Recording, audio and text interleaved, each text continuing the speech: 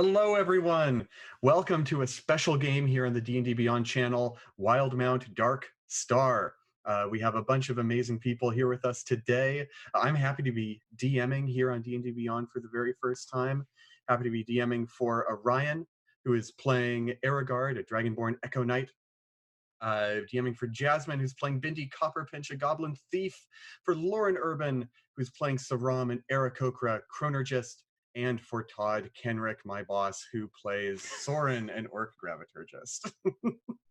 I'll be your DM for today, playing an adventure set in the land of Wildemount, the campaign setting for Critical Role's second campaign, which just came out in Explorer's Guide to Wildemount today. Well, last night, but today. I just want to dive right into it because these characters in story, they're 7th level, they know each other, they have been adventuring together for some time now. We're just going to get right started. Everyone, all of you have gathered in a small tavern in the great city of Asarius, known as the City of Beasts. It's one of the largest cities in a land called Xhorhas, a wasteland blighted by wars long past, home to massive megafauna and ruled by the Kreen dynasty, a government that is currently in the midst of a war with their neighbor to the west, the Dwendalian Empire, and whose peoples are made up largely not of humans, elves, dwarves, and halflings as we think of them in D&D, but people who the Dwendalian Empire incorrectly considered to be monsters. A lot of dark elves live here in Xhorhas, a lot of goblinoids, orcs, and a number of other people also, such as Dragonborn, Tiefling, and even a fair scattering of human beings as well. You've been traveling together for some time, a handful of months, over which you've been accepting a variety of mercenary contracts, and you have just completed one of these contracts, earned something of a reputation for yourself, and now you're enjoying some well-deserved downtime here at this pub. Does anyone want to start with like a quick little snapshot scene that kind of gives us an idea of who their character might be? Just a little action that they do while kicking back and relaxing. Definitely. I think Aragard is the type to, while hanging out at a pub, to grab a drink and, while at the bar, perk an ear up and hear what sort of stories are being told, if anything catches their interest. And when there is something, they will buy another drink or two, head over to a table, say, for the price of listening, and place down some flagons. They have a seat, usually listen to the stories being told very quietly, but pensively.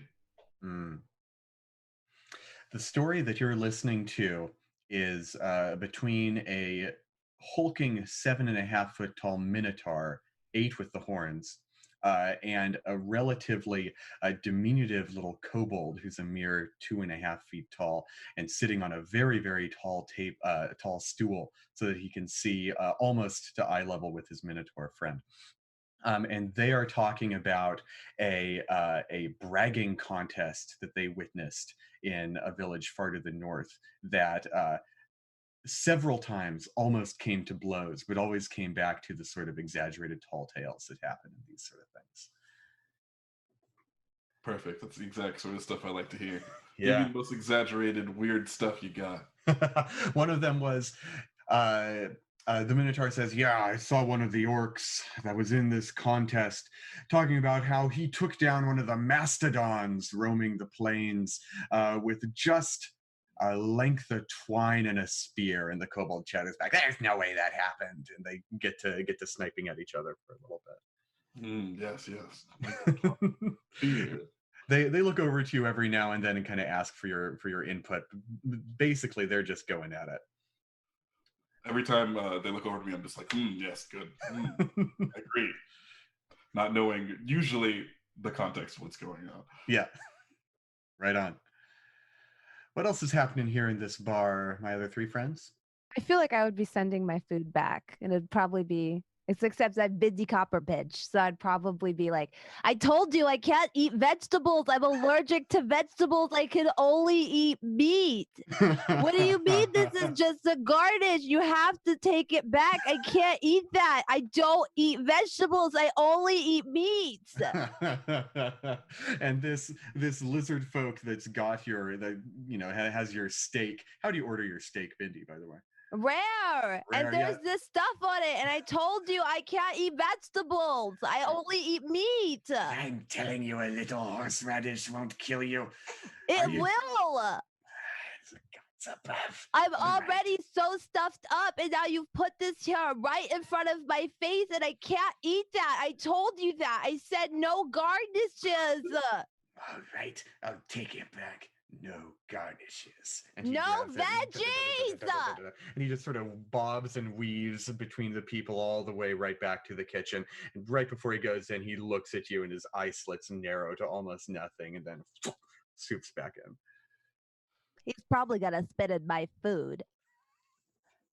I'm telling you, he probably will, Saram. He's probably going to spit in my food now, but it's his fault because I told him I don't eat vegetables. Maybe it will add a little more flavor to this place and it'll be okay. Maybe. Yeah, you have to give it a try. It might not be so bad. Vegetables? I told you can't eat vegetables. No, I mean the spit. Until you've actually tried it, maybe it's flavorful. It's probably better than whatever else they glaze their meats with here. Maybe they glaze it with the wrong spit. I don't know. You'll have to ask. Is this a bad time to bring up that there are dishes in Xhorhas that use spit as an ingredient? No, this is the best time. I've been wanting to try those. Do they have any of those here? Give me just a second. As you're looking over the menu, what is Soren up to as Saran is looking for? Soren is now taking his plate. He's this large, pale orc that's almost 7 foot tall, but doesn't wear much armor, just some ragged clothes, and he has lots of books on him, and he just moves to the other table. All of this talk of spit has thoroughly grossed him out.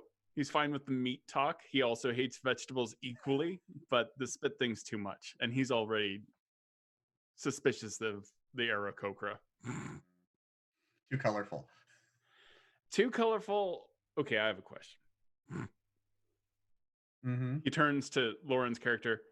So, is it true that you spit in your children's mouths to because I'm just assuming that's where the spit thing is coming from for you. Well, I don't have any kids of my own, so I still have to learn how to raise children. But you can make the choice not to spit in your children's mouths, right? Like, that's not a thing you have to do. Well, I tell you what, the next time I have a child, I'll let you know. You could just not tell me that too. That would be great. Well, then you shouldn't ask. I'm just wondering what the spit issue is. Like, why would you think spit is good? I don't think spit is good. I just follow what people have told me, around the campfire. But I haven't been there in a while. And as I said, I don't have any children of my own. So maybe when it's time, you'll come back with me to the tribe and we'll go talk to the elders together and learn together. And then you'll be wiser and I'll know how to spit. Yeah, I don't think that's going to happen for you and me. I'm not going to hang out with your elders while you all pass the bowl and spit into it so you guys can have a lovely meal. It's horrifying. I don't know how you're going to learn then, because you're asking the wrong person. This is probably a conversation, like a style conversation the two of them have had for however many months of just that weird, awkward questions. But Saram doesn't mind because Saram is used to being the center of attention as being the colorful Aarakocra that she is. She's actually watched Aragard go off and she respects what they're doing enough to not follow them because she is just resplendently sitting back and waiting for the same thing. She's doing the same thing they were doing, except instead of they were going to other tables, she's waiting for people to come to her. And so she's just sitting back, plumage fluffed, watching people go by, having a conversation with her 2 other friends who are here, and waiting for the people who are eyeing her in a variety of ways to finally come on over and ask more questions so that Soren doesn't feel quite so awkward. Only making it more awkward if you're just like on display trying to get attention. She's sitting back, her feathers just fluffed, her wings out a little bit, and anyone who is eyeing her, she just makes direct eye contact with and just smiles in that disconcerting way that Aarakocra do. Oh God, she's doing it again. Bindi Copperfinch, you see, after some time has passed, your plate has come back to you. This lizard folk waiter weaves his way back through the crowd, claws on this plate with this rare pink, all but bloody steak on a plate that's completely blank of anything else. And he lays it down in front of you and he says, "Your Majesty." Well, that's how it should have been the first time. You don't need to sass me like that. I made it pretty clear. You could keep those little snide remarks to yourself. And then she takes like a cube. She's like, "I'm actually going to insist that you take a bite because I can't be sure you didn't do something to this." His eyelids blink horizontally and he looks down at it and he reaches in his long gecko-like tongue just and takes a little cube into his mouth and he just overcooked, if you ask me. I think we're going to get along just fine. Okay, ta-ta now. Me and my friends are hanging out here. Enjoy your meal. He goes off. And Aragard, as you're listening to this story, a person walks up to you. They're a drow. They're a dark elf with a very short cropped white hair, and he looks at you and says, "Pardon me, my friend. Are you Aragard?" Yes, I am. You look at this person and they have a rather sizable package in their arm, all wrapped up in a leather set. I'm sorry.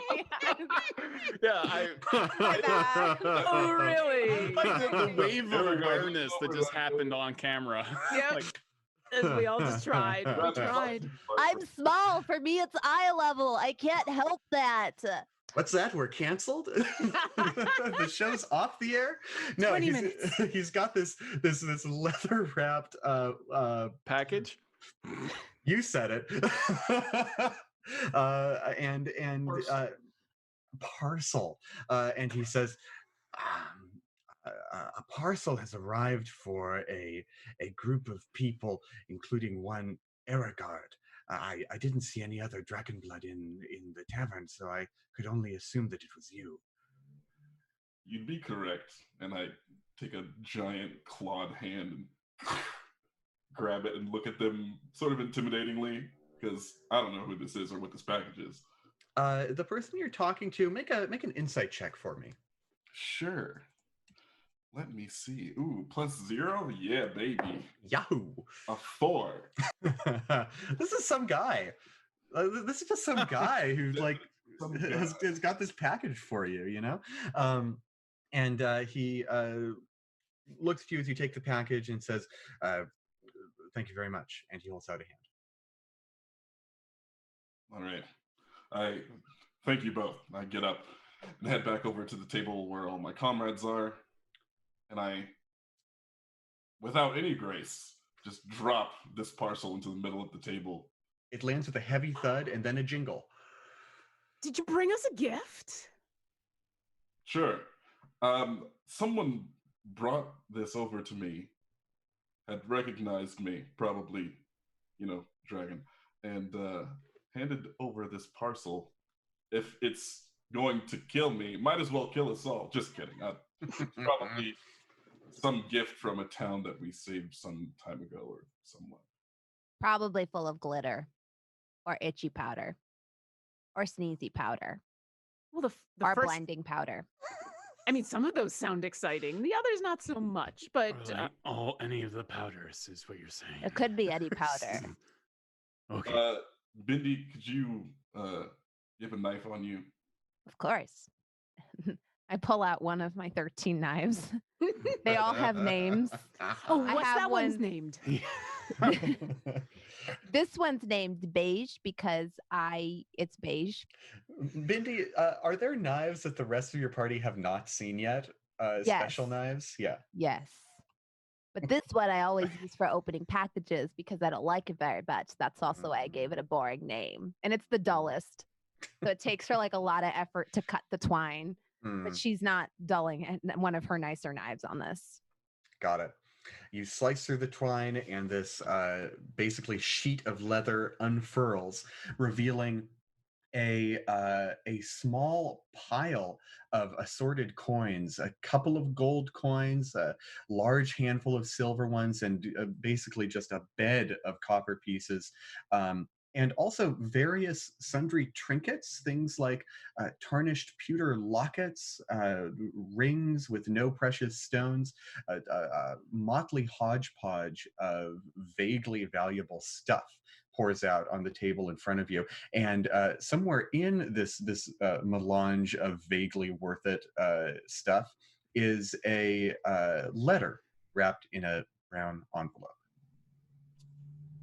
Well, dinner is paid for, and I will grab the letter and unfurl it, and I'll hold it out in case anybody wants to take a look. But Saram would read it out loud to everybody because she likes doing that.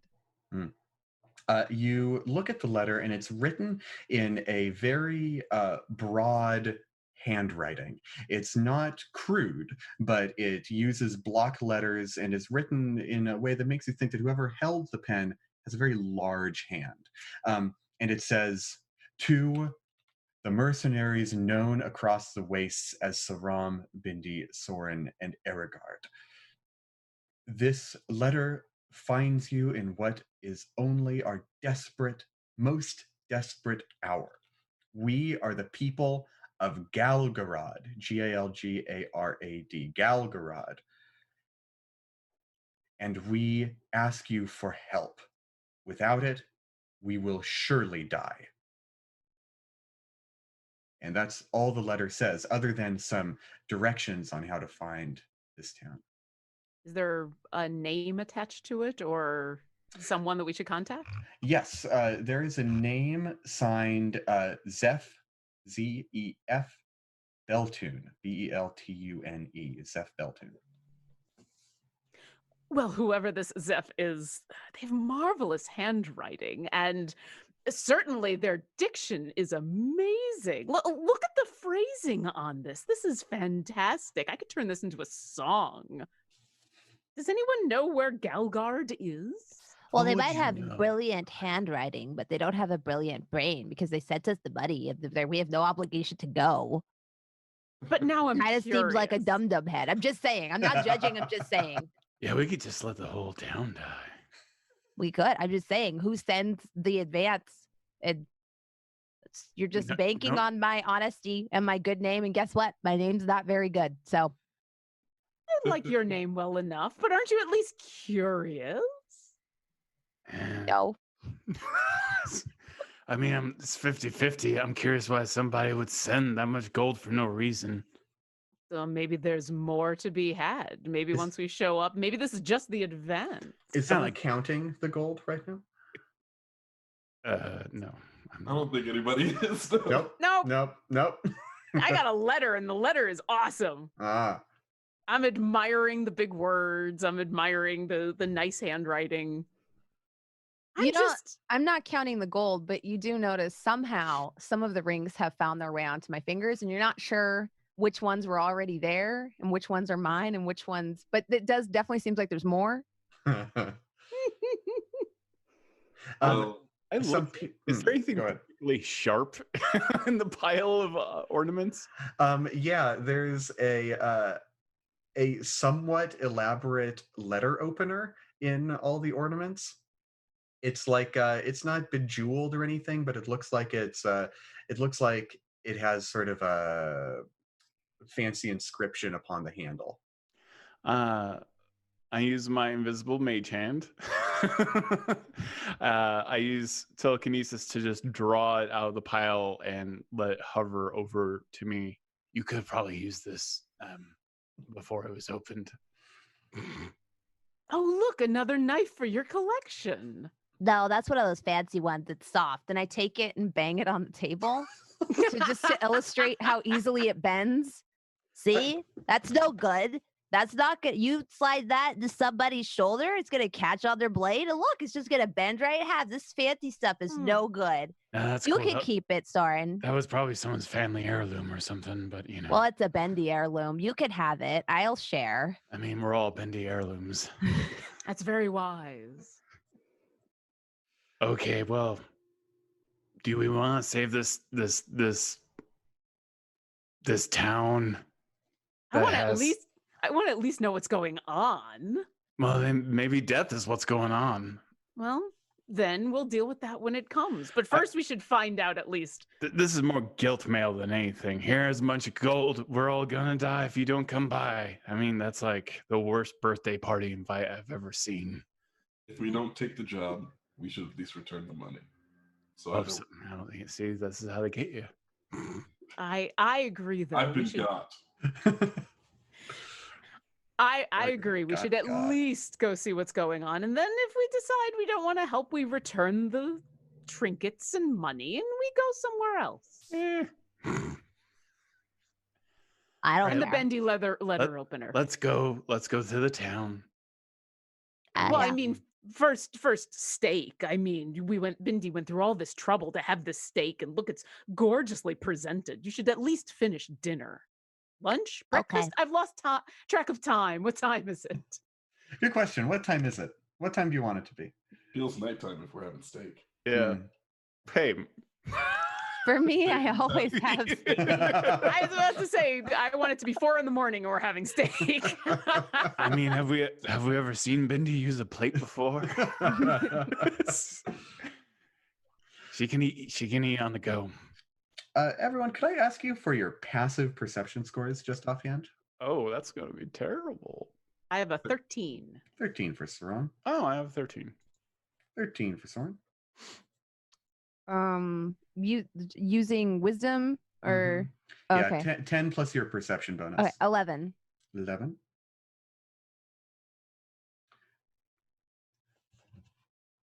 How about you, Evergard? 13. Yeah. 13. Okay. 13 Bunch across of lucky the board. numbers. Y'all with lucky number 13, as you eat your meal, you begin to feel eyes on you. Your opening of a large and jingly package has not gone totally unnoticed in this tavern, and all sorts of people, human, dark elf, minotaur, goblin, lizard folk, are all beginning to look towards your table to see what you're doing.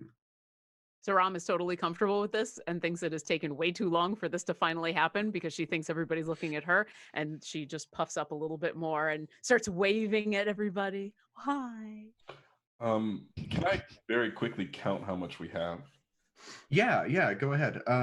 You count it up over the course of a couple of minutes, and there are 5 whole gold pieces in there, about 200 silver pieces, and a pile of about 1,200 copper pieces. Oh, jeez. Okay. How much would it cost for a round for the whole place? Oh, a round for the whole place would be, how many people are there in here? About 50 people. Take it at 2 copper. That would be about 100 copper for a round for the whole place. I grab 150 copper, drop it on the bar, and say, a round and a half for the whole place. And then get back and start leaving. People are absolutely distracted. Well, seems like a good time to leave. Wow, you just ordered a round. All right, no, I understand. Okay, fine. And she'll help They're gonna get collect all stuff. good and drunk, and that's when you can steal from them, though. Yeah. We Another should do some side. stealing. We can make profit off this. I think we already I'm have. just saying, I because we're gonna jiggled be a all big bag of tipsy. money in my hand. I got sticky Profits. fingers. Maybe we could get a good knife instead of that crappy bendy knife. We could get like a good one that could actually do some sticking and stabbing. And once we make camp for the night somewhere, we should divvy this up. You can buy as many knives as you like. Oh, that's cool. Okay. I'll follow I'll follow them out. All right, I leave as well. All Let's right. go. You make your way out. You all have a map of the land of Wildemount, or specifically of the wastes of Jorhas. And basically, the wastes are a vast T that on the far west are mountains that abut with the nation you're currently at war with, the Dwendalian Empire. That's where skirmishes and so forth happen. To the east of you is the capital city of the Kreen dynasty, Rosona. And to the south are vast open wastelands that have no towns marked on the map whatsoever. However, based on the instructions that are given to you in the letter, there is a town somewhere far down in that empty swath of nothingness by a pair of hills. And this is where the town of Galgarad rests, apparently. About how far away is that from where we are? You suspect it's probably about a day's travel from where you are. Not so bad. Yeah, what kind of mounts do we have? Do we have like horses or warbounders or Wild warbounders? Sorry. Yeah, so there are a number of different types of mounts in Jorhas. Horses are findable, but if you really want to ride in style, there are these large carnivorous beasts called moorbounders that look like somewhat like panthers that stride across the wastes. I'll ask you. I'm fine with you having moorbounders that are sort of trained for travel. They're not really combat pets in that sort of way, but they would absolutely get you across the moors very quickly. Or having riding horses or war horses, totally fine by me. I have a burrow. It's Perfect. small. I absolutely have a moorbounder because if that's riding in style, that's what I'm riding on. Yeah. I mean, it's a Jaguar car. Yeah. Mm-hmm. Mm-hmm. I have the Toyota Corolla of moorbounders. 99 will get you anywhere. Yeah. I probably have one as well, but it's probably exactly the same as Gordon's, but it looks way nicer because I clean it every day. Yep. No, I don't change mine's litter. I don't comb its hair.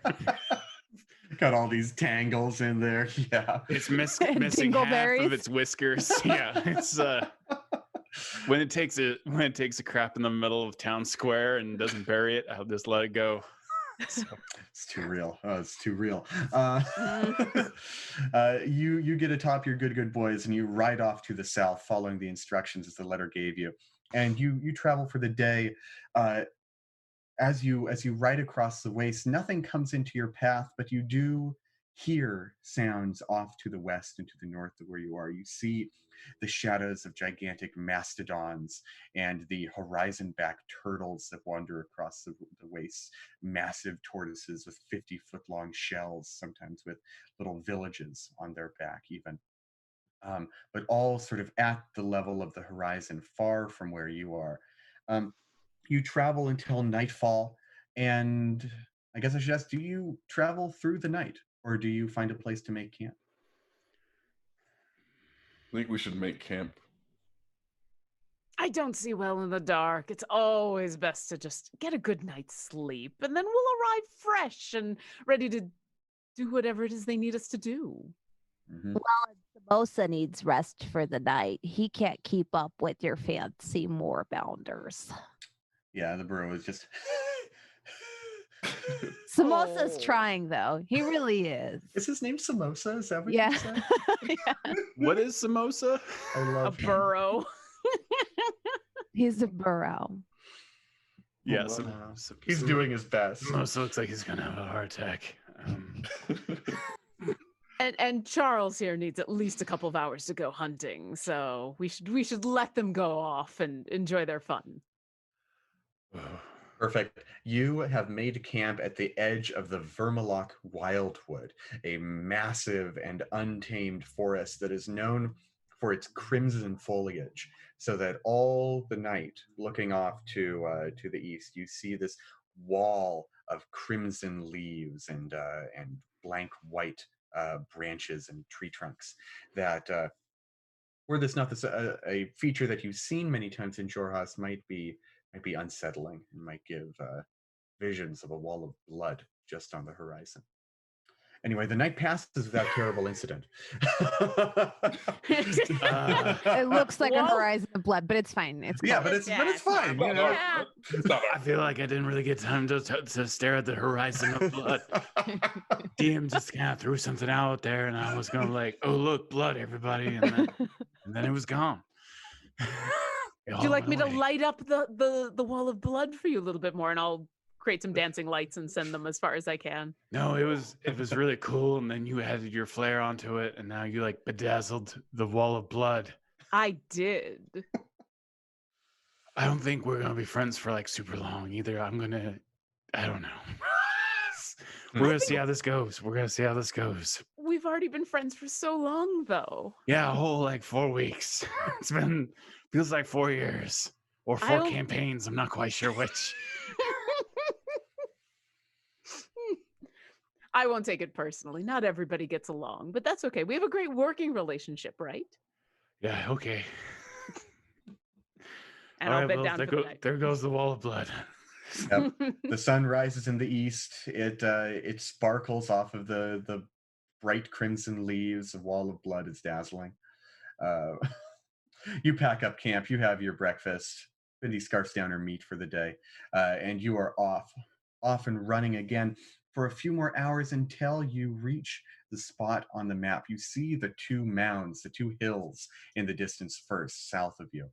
And as they rise in the distance, you see a small, thin pillar of smoke lazily trailing into the early morning sky. You get even closer, you see tall wooden buildings, some of them still standing, some of them mere skeletons with ash-darkened husks of their former selves. And then closest of all, when you were but a mere half-mile away from the city, you come closer and you see a crumbling stone wall, some kind of ancient fortification that has long since fallen into disrepair. And you ride up against this wall, and you see before you a town that's probably seen better days. Dirt roads, muddy. There are corpses in the street. You can see a bonfire burning farther down. And those of you, none of you notice anything else. How fresh are those corpses? Yeah. I have questions. That's very important. You, do 3 you, hours for. do you tie up your mounts somewhere? Are you at the edge of town, or are you riding them into town? I don't think you take your ride into that kind of town. As I'm getting off my moorbounder and we see all of this that you've just described, Saram is going to say, "Oh, well, that's disconcerting. Mage armor and phew, I'm just going to prepare for the day." Fair. So you tie up your mounts outside of town. That sounds good. And you head into these dirty, muddy streets, and the first body that you come across is slumped up against a still standing wooden building. This body does have a pool of dried blood around it, but the corpse has been charred. It has been burned to a cinder, such that you can't make out much of anything, what type of creature it is, age, even the time of death is dodgy. Can I do a perception check to see if the flame was magical or nah? Yeah, go ahead. Make a perception check. Get a little bit closer. 17. 17. You look at this body, and as far as magic is concerned, you get the feeling that this body was actually not magically burned. In fact, you can see right next to it, stuffed into the mud, the butt of a torch that has been, extinguished in the grime. And actually, as you're looking around, just out of the corner of your eye with a perception roll like that, you see a figure dart across a nearby alley, maybe just 50 feet away from you. Just 50 feet, huh? Mhm. Looks at my abilities. Okay. I look back at the group, and I assume at this point we have a signal or something that's like be on guard. Sure. I go like whatever it is. Yeah, you give a little warning. Absolutely. Is that the only person? Is there anyone else alive around? Alive around as far as you can see. Looking into town from this sort of outskirt that you're in, you can see a couple of points of interest from here, and they're these. First of all, you see dozens of houses that have just been burnt to bits, or if they're not burnt out skeletons of their former glory, they have smashed windows and doors that are hanging on their hinges. In the town square, about 100 feet straight ahead of you, there is a bonfire that is probably about 15 feet high, just burning into the air. Are there any creatures near that bonfire? Make a perception check for me. And that's 15.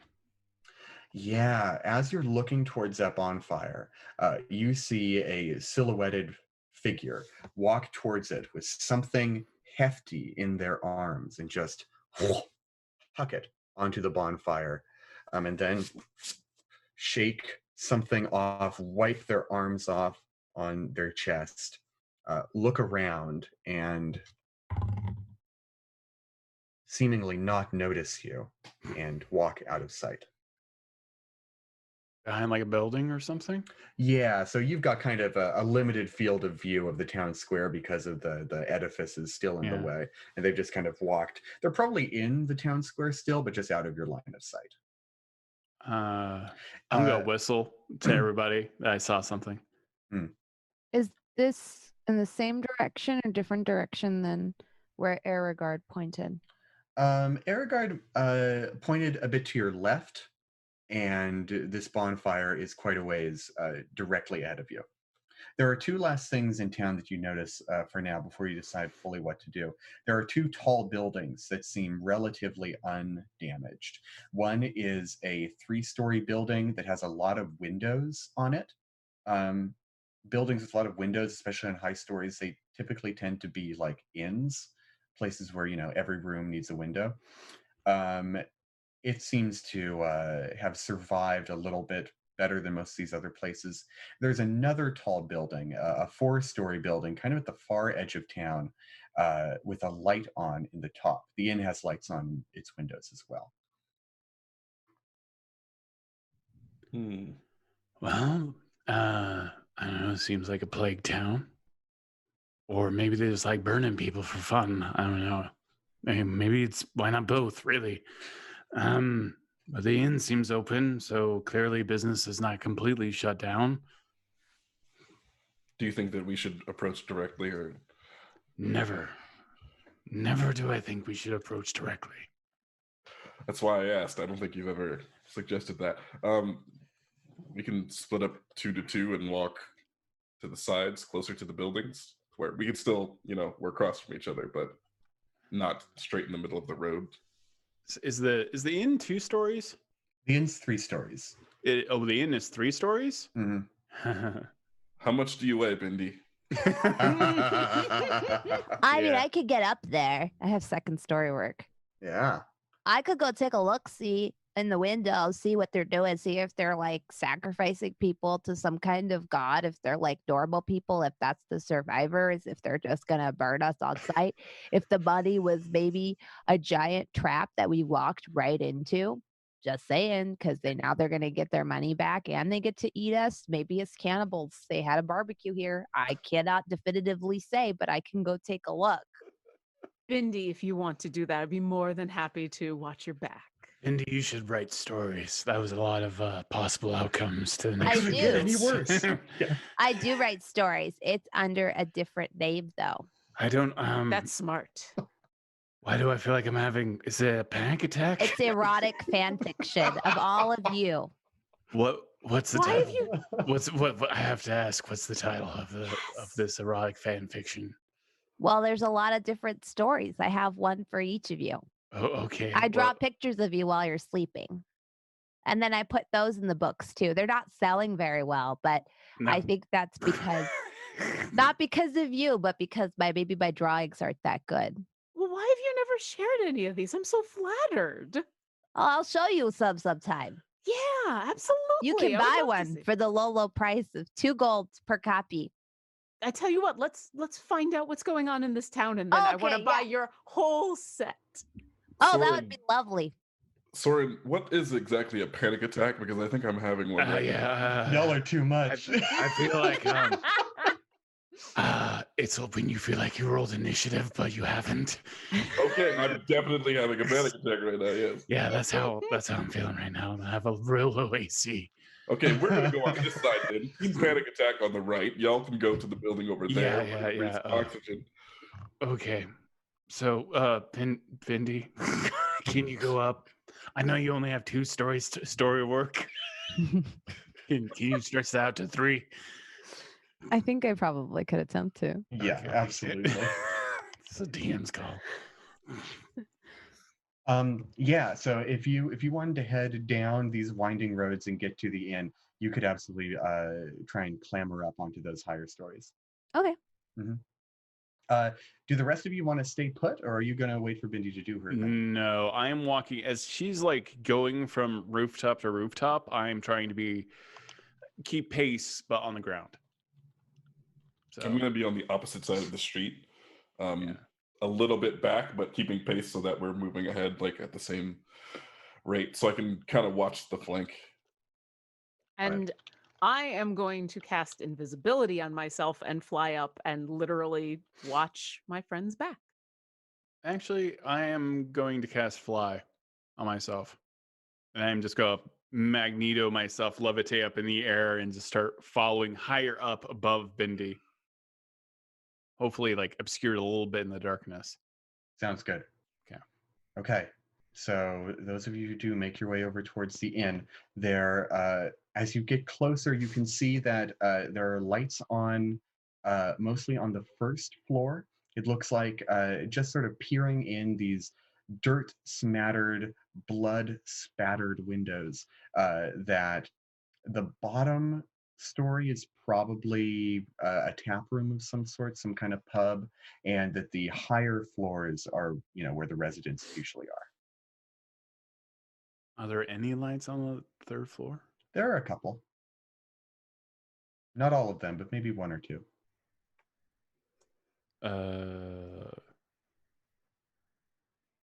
I just kind of motion to Bindi to start looking in the windows.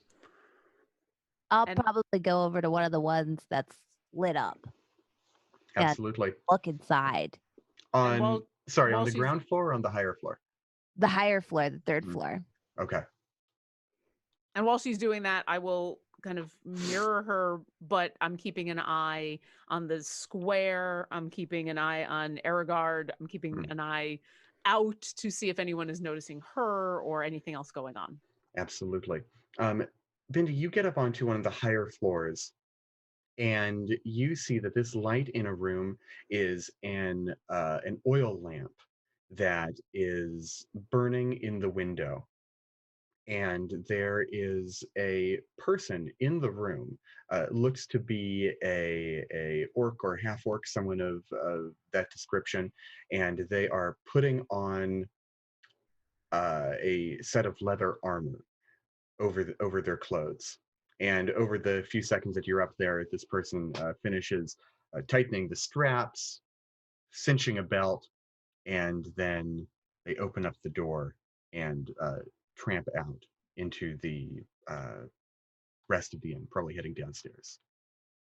Oh, this is a unique opportunity. Is the window like latched? No, in fact, it looks like there's been a rock thrown through the window at some point. There's a big hole in it. I reach my hand through the hole and I unlatch it. Then I Latch open it and I step in Mm-hmm. and I look for clues. Clues. What might you be looking for? I want to see if this person is a cultist or if Mm. they are a survivor or if like any correspondence they might have. And then I'm going to grab it and I'm going to go downstairs with it. Yeah. You step out of the window onto a desk, and there are actually a half dozen pieces of paper on the desk with a simple inkwell that's practically empty and a stubby little quill pen that it looks like someone's been nervously chewing on. Other than that, the room is really fairly simple. A open chest that has maybe like one or two sets of simple clothes in it, and there's a dagger on top of the pillow. There's a dagger. Oh, it's your one weakness. No. No. I'm going to gather up the papers and I'm going to look down out the window and toss them down. I'm sorry, I'm a really low wisdom character. I want a prequel to this adventure already called Bendy's 13 Knives and where they came from. And I throw them all out the window and wave down and then go back for the dagger. Across the street. So Saram, you probably see like a cloud of paper coming down towards you. You know, Ticker tape she's parade. almost like a good thief. She's that close to being good. We're all works in progress, dear. And then she does that. More like a wood chipper, really. So a cloud of papers is falling down upon you, Saram. Are you gonna try and grab them? Sure. Go ahead and make me Yeah. a dexterity check. If they're falling around me like a ticker tape parade, that's not going to break my invisibility. I would love to grab a couple. You said dexterity? Just Yes. to check? Yes. It's a 12. Okay. You managed to get an armful of these things. Aarakocra have arms and not just wings. Is that right? Am I That's right correct. about that? Yeah. And you get an armful of these things and you kind of squirrel them away. You get maybe half of them and the other half kind of gently drift down into the mud at the base of the pub. Bindi, you are going for the knife. Mm-hmm. You find a knife atop a pillow. It is in a simple sheath of black leather with a strap that looks like it would connect to a belt. The handle is actually quite beautiful. It's a shiny steel wrapped in black leather straps right around the hilt. I take it. You take it. Are you the kind of person who names daggers immediately, or do you like to get a feel for them first? I like to name them after I stab someone with them. Sounds good. Christen them. Oh, wow. Yeah. Okay. It's like a baptism. in blood. Yeah. Exactly. I name you Billy. She's got to make sure it's. Someone hears is, I name you Billy. What the?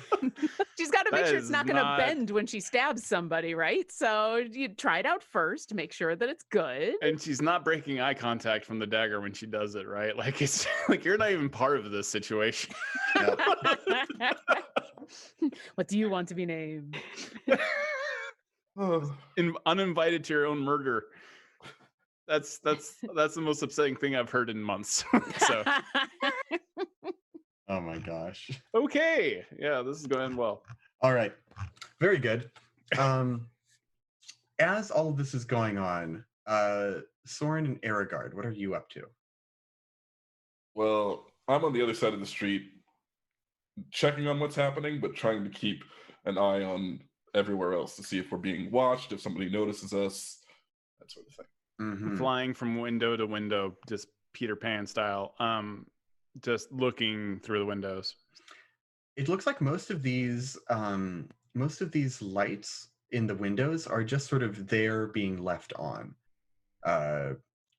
You don't see a lot of people on the upper floors. Is there a lot of blood and viscera? Is there?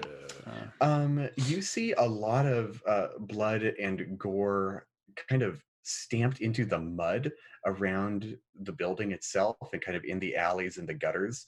But the inside, the insides are in disarray. Tables have been flipped, chairs have been turned over. But it looks like panic has happened here more than any sort of violent conflict inside the building. I think we should go inside.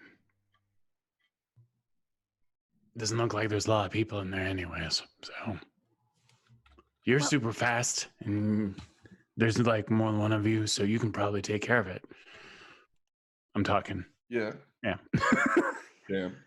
I'm going to, just to freak anybody out who's watching, I'm going to walk up to the building, and as I'm walking through it, look through the window and cast an echo of myself in the building where people from outside can't see, and then just disappear. Oh, wait, did you say that you cast an echo of yourself inside the building? Yeah, as long as I can see ahead where it is. So if I look through a window, I can put myself inside of a building. Oh my gosh, yeah. That's super cool. You peer through a window on the first floor and you see a group of people in various tattered clothing. Some of them have blood spattered on their faces. Some are, taking washcloths and trying to wipe muck off of them. And you manifest your echo right inside the building. Is it near one of these tables or kind of more in the midst of everything? I want it to be right on the other side of the wall so that when I poof over, I can be by the door. Got it. You make it right there, and people look, and you hear breath catch, and people stagger backwards, and then boom, you're in there. You're right next to the door, and a person who is by the door, a dark elf standing next to a chair that's been barricaded against the door, so gasps and staggers back and fumbles for a sword at his waist and holds it out. What the hell are you? What are you doing here? I'm Erigard, someone called. Erigard? Is it just you? No, my compatriots are around somewhere. I was going to say friends, but I'm not sure we're there yet. I knock on the door.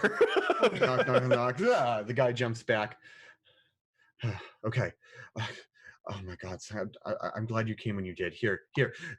Let me get the door open. And he unbarricades the door. He slips the chair out, slides it back, opens it up, and lets it open for Soren and Saram. Bindi, are you still up in the upper floor? I think I'd probably start making my way down. Down the stairs? Mm-hmm. Gotcha. Okay, so you're winding down. I would say I'm still invisible. As soon as Bindi had thrown the papers out, I'd caught a bunch of them and then gone, well, she tossed these all. They must be important. And so invisibly, I'm just swooping down and grabbing paper and swooping down and grabbing paper. So I don't know if I would have gone in immediately. So okay. when I see the just door kind open, of float in. Yeah, you float in. Yeah, you do see the door open. And I would say you hear the voice. It says, well, come on in. all Okay. right. I slowly fly in, and every time, whenever I'm using the fly spell, sometimes crap just gets grabbed up, like pieces of dirt and gravel or whatever, and gets wrapped up in the weave of the magic between my feet and the ground itself. Because you are a graviturgist. I am a graviturgist. Yes. And I want everyone to know. Nails pop out of the floorboards and just kind of hang around with you. Yeah. I also have tetanus. You float in. Erigard is there. Bindi is slowly spiraling her way down the stairs, and Saram is gathering papers from the muck outside. And this door guard says to you, My name is Yal. What are I- y'all I- doing? I don't know what to say. Things have been terrible here. It's like hell on Exandria for the past 7 days. I'm so glad you got our message. I'm so glad you're here. What exactly is happening? Long story short, for the past 6 nights, the living dead have swarmed our village. It started off small, but every single one of them that they killed have arisen again. Uh, I, I don't feel like I'm the best person to tell you about this. You should talk to the rallier. You should talk to Zeph. Zeph, that's a name I know. You got her message. I'm happy to hear that. Can you take us to Zeph? Yes, absolutely. Follow me this way. And this elf who is, armored in simple padded armor, shaking all the way, walks to the far end of the room by the stairs. And in fact, Bindi, you are at the top of the stairs down to the ground floor. You have a perfect hidden view of all of this happening. Mm-hmm. You see a table that has several people at it. There are a handful more dark elves and an orc or two, but the largest person among them is a huge, muscle-bound Goliath, a woman by the looks of her face and her long hair, sits on the edge of the table. Her leg looks mangled. Her left leg looks mangled somehow, and she is leaning on the haft of a glaive, almost like a crutch to keep her balance. And she stops the conversation that she's having with one of the dark elves at her table, and she looks at you as you arrive and says, "Ah, mercenaries. I'm to assume you are Eragard and Soren, and actually looks like it's just the two of you. Did all of you make it here all right?" We're all here. Good. She looks about, but says, "It doesn't matter. If you wouldn't mind gathering your friends, I'm afraid I have a terrible tale to impart to you." Upon hearing this, I'll saunter down the rest of the way down the stairs into the room. All right. Have I finished picking up all of the papers? Yeah, absolutely. Some of them are a little bit muckier than others, but you've got them all. I've stuffed them in my pack, and then noticing that my friends have left the immediate doorway, I will drop invisibility and saunter on through the door and follow them. Hi. And saunter you do. The door is shut and barred again behind you. Sorry I'm late. I had to pick up a few things. Hi. We're in a dead town. We're in an undead town. I'm Oh. hungry. Do you have any beef tartare? No vegetables. I won't necessarily trust the beef right now. I'm sure it's fine. Yeah, totally. I'm sure it's great. We've got bread. I'm afraid we don't have a lot more than what we've rationed for our people. Oh, I don't eat bread. I'm allergic to that. I'm sorry, you're missing out. Why are you laughing at me? I am. No it's reason. a really serious allergy. Yeah, Saram reaches into her bag without even looking at Bindi, like this is something they've done forever, grabs some beef jerky and just hands it over and says, you can pay me back later, it's fine. remember when that time I cast bread and I killed all those goblins? Cast bread. Bread, and they all died. It was That's terrible. not funny. That was a calamity. That really happened. That was the calamity. That's actually what happened. The calamity was too Can't much bread give and it to betrayer gods were goblins. like, everyone have gluten, and then they all died. Yeah, that's not funny. That's Yeah, so sad. No, you're right. Gluten was the original sin, is what I've been It told. was, I think. it Exandria's never recovered. Is it the yeastening? Yeah. East rises. God. Okay, so tell us about how your town is dead and full of blood and death, because that's gonna be good for us. No, you've it sounds like you've got the gist of it, actually. Yeah. Okay. Well.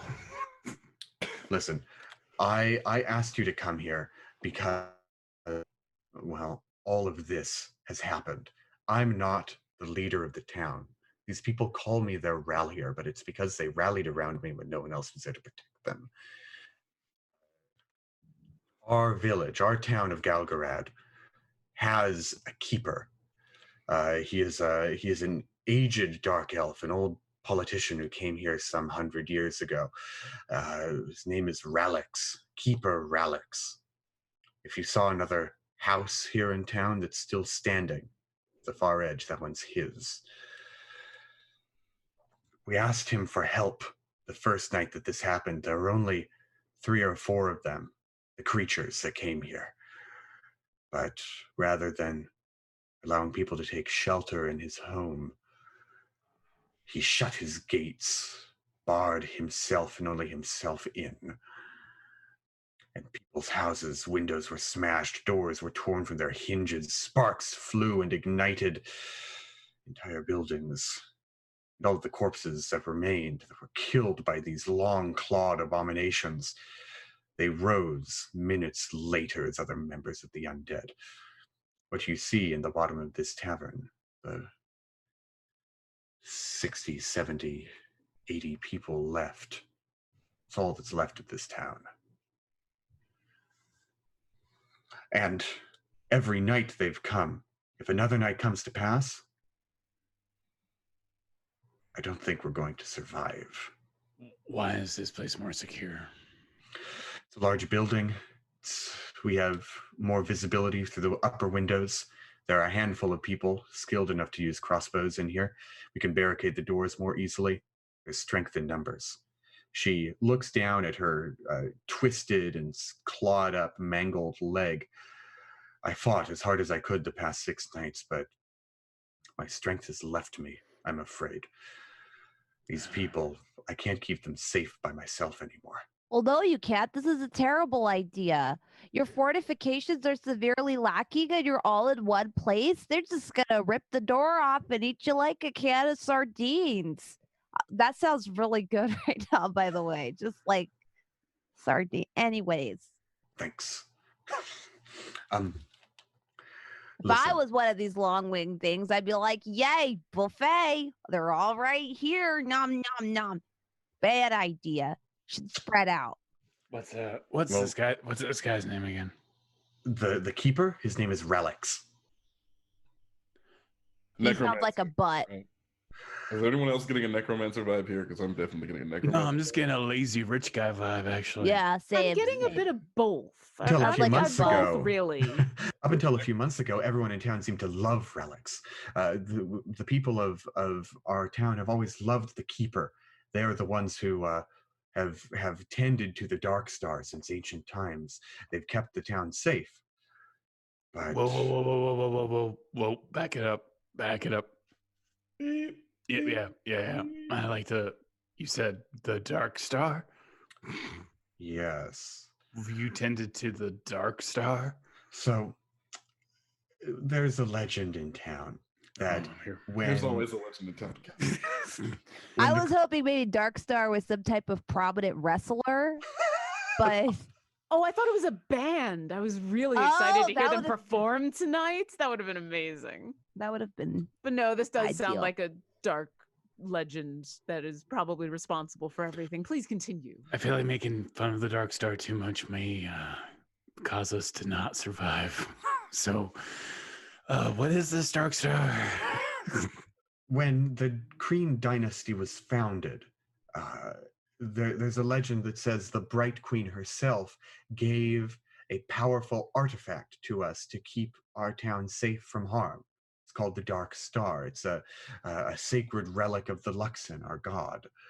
And it was secreted away someplace that no thief or grave robber could ever find it, so that it could spread its benevolent influence and keep us shrouded from evil. But right before these attacks began, I had a strange vision, a dream of a star in the night sky turning jet black and glowing with an evil light. I'm not a religious, or I am a religious person. I'm not a terribly faithful person in this legend, but I fear that something has happened to Star, and that it is the cause of this terrible evil. We've tried asking the keeper. He and his acolytes are the only ones who knew of the location of the star, but he has barricaded his door. He doesn't speak to anyone. And his acolytes, he sent them away months ago. He dismissed them from tending to the star.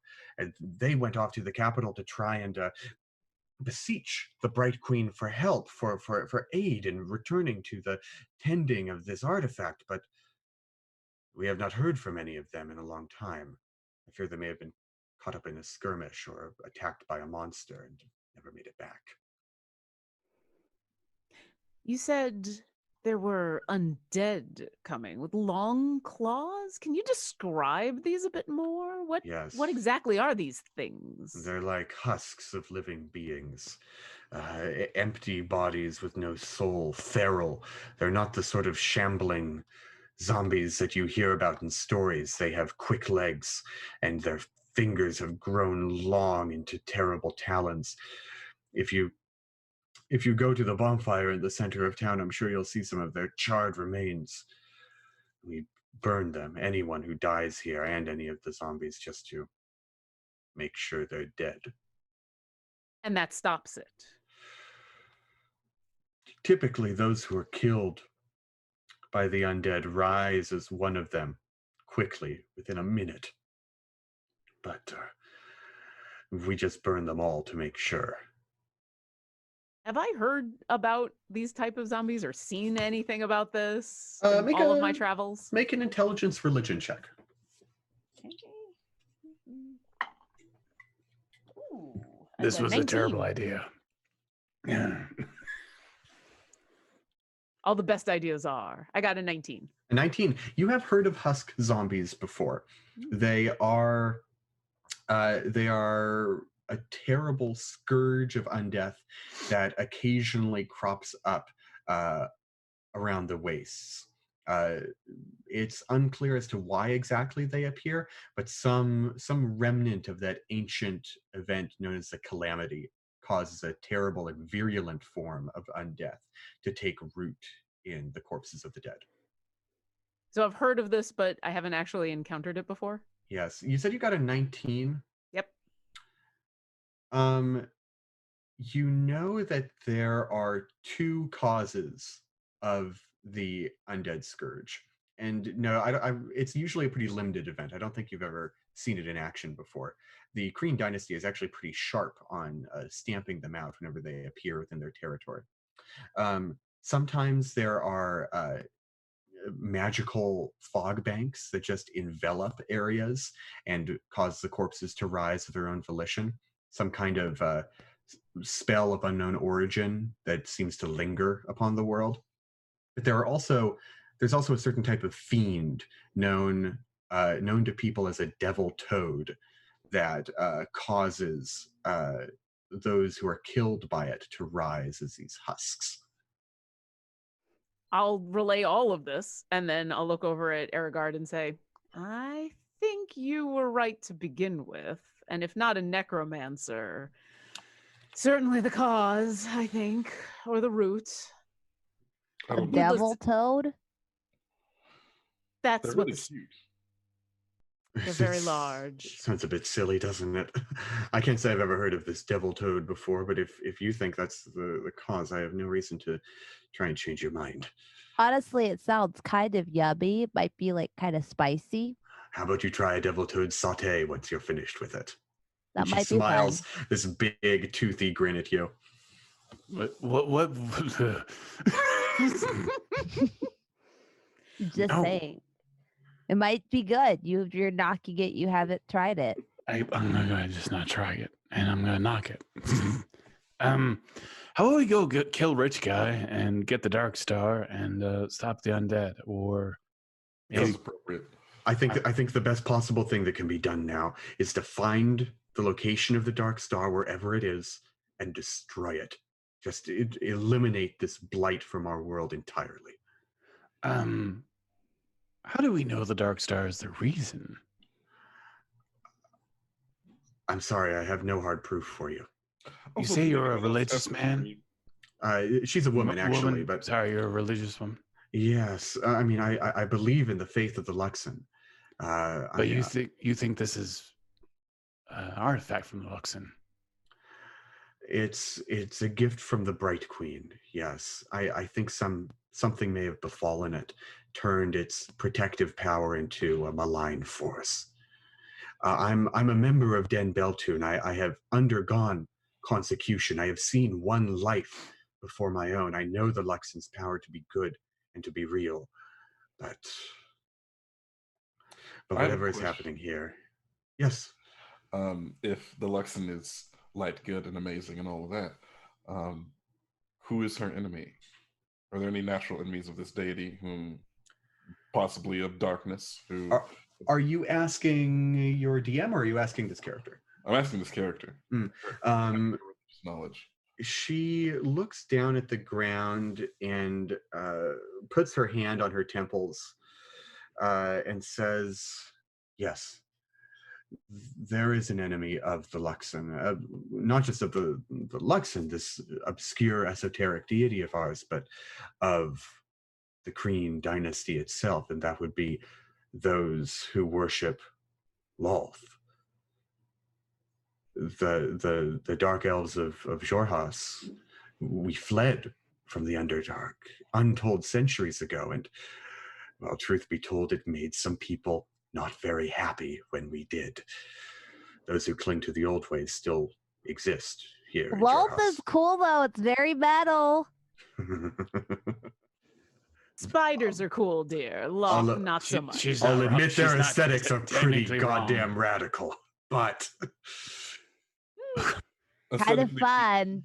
Just saying. not the best dinner company. But I have no reason to believe that the children of Malice, that Lolth's followers are involved here. It's not out of the question, I suppose. I think we should go talk to Bruce Wayne. Yeah. Keeper Ralix, yes, I think. Invading his privacy sounds like a lot of fun and it may have some answers for us. All I'm gonna see is Dark Elf Bruce Wayne now. Yeah. Okay with but this. he's like the old Bruce Wayne from like Batman Beyond. Dude, he's got the mustache. Yeah, he's the old Bruce.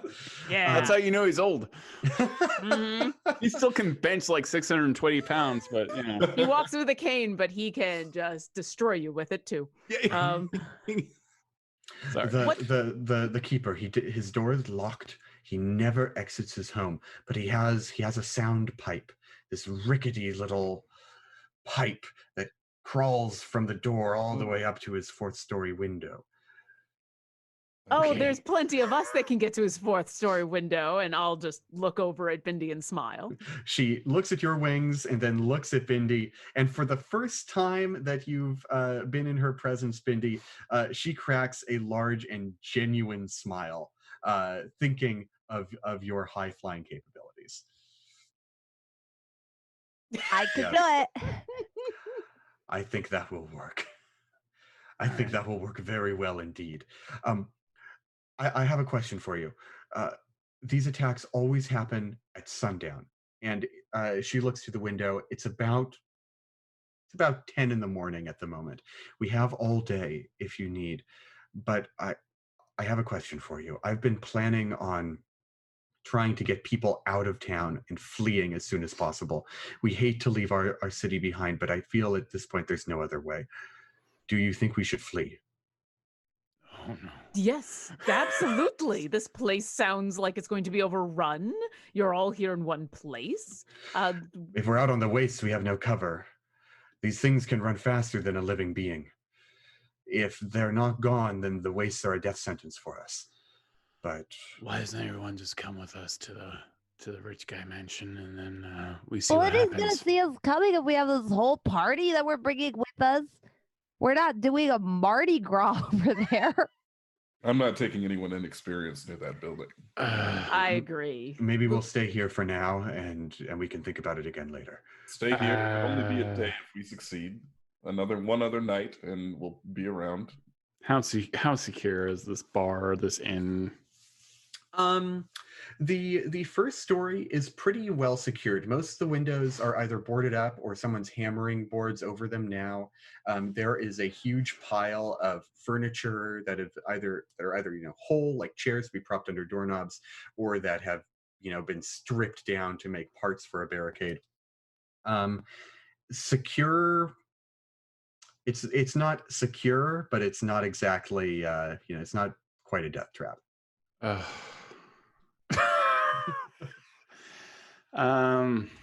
Yeah, that's real encouraging. I whisper to Soren, sardines. If we get this done before nightfall, we won't have a problem, right?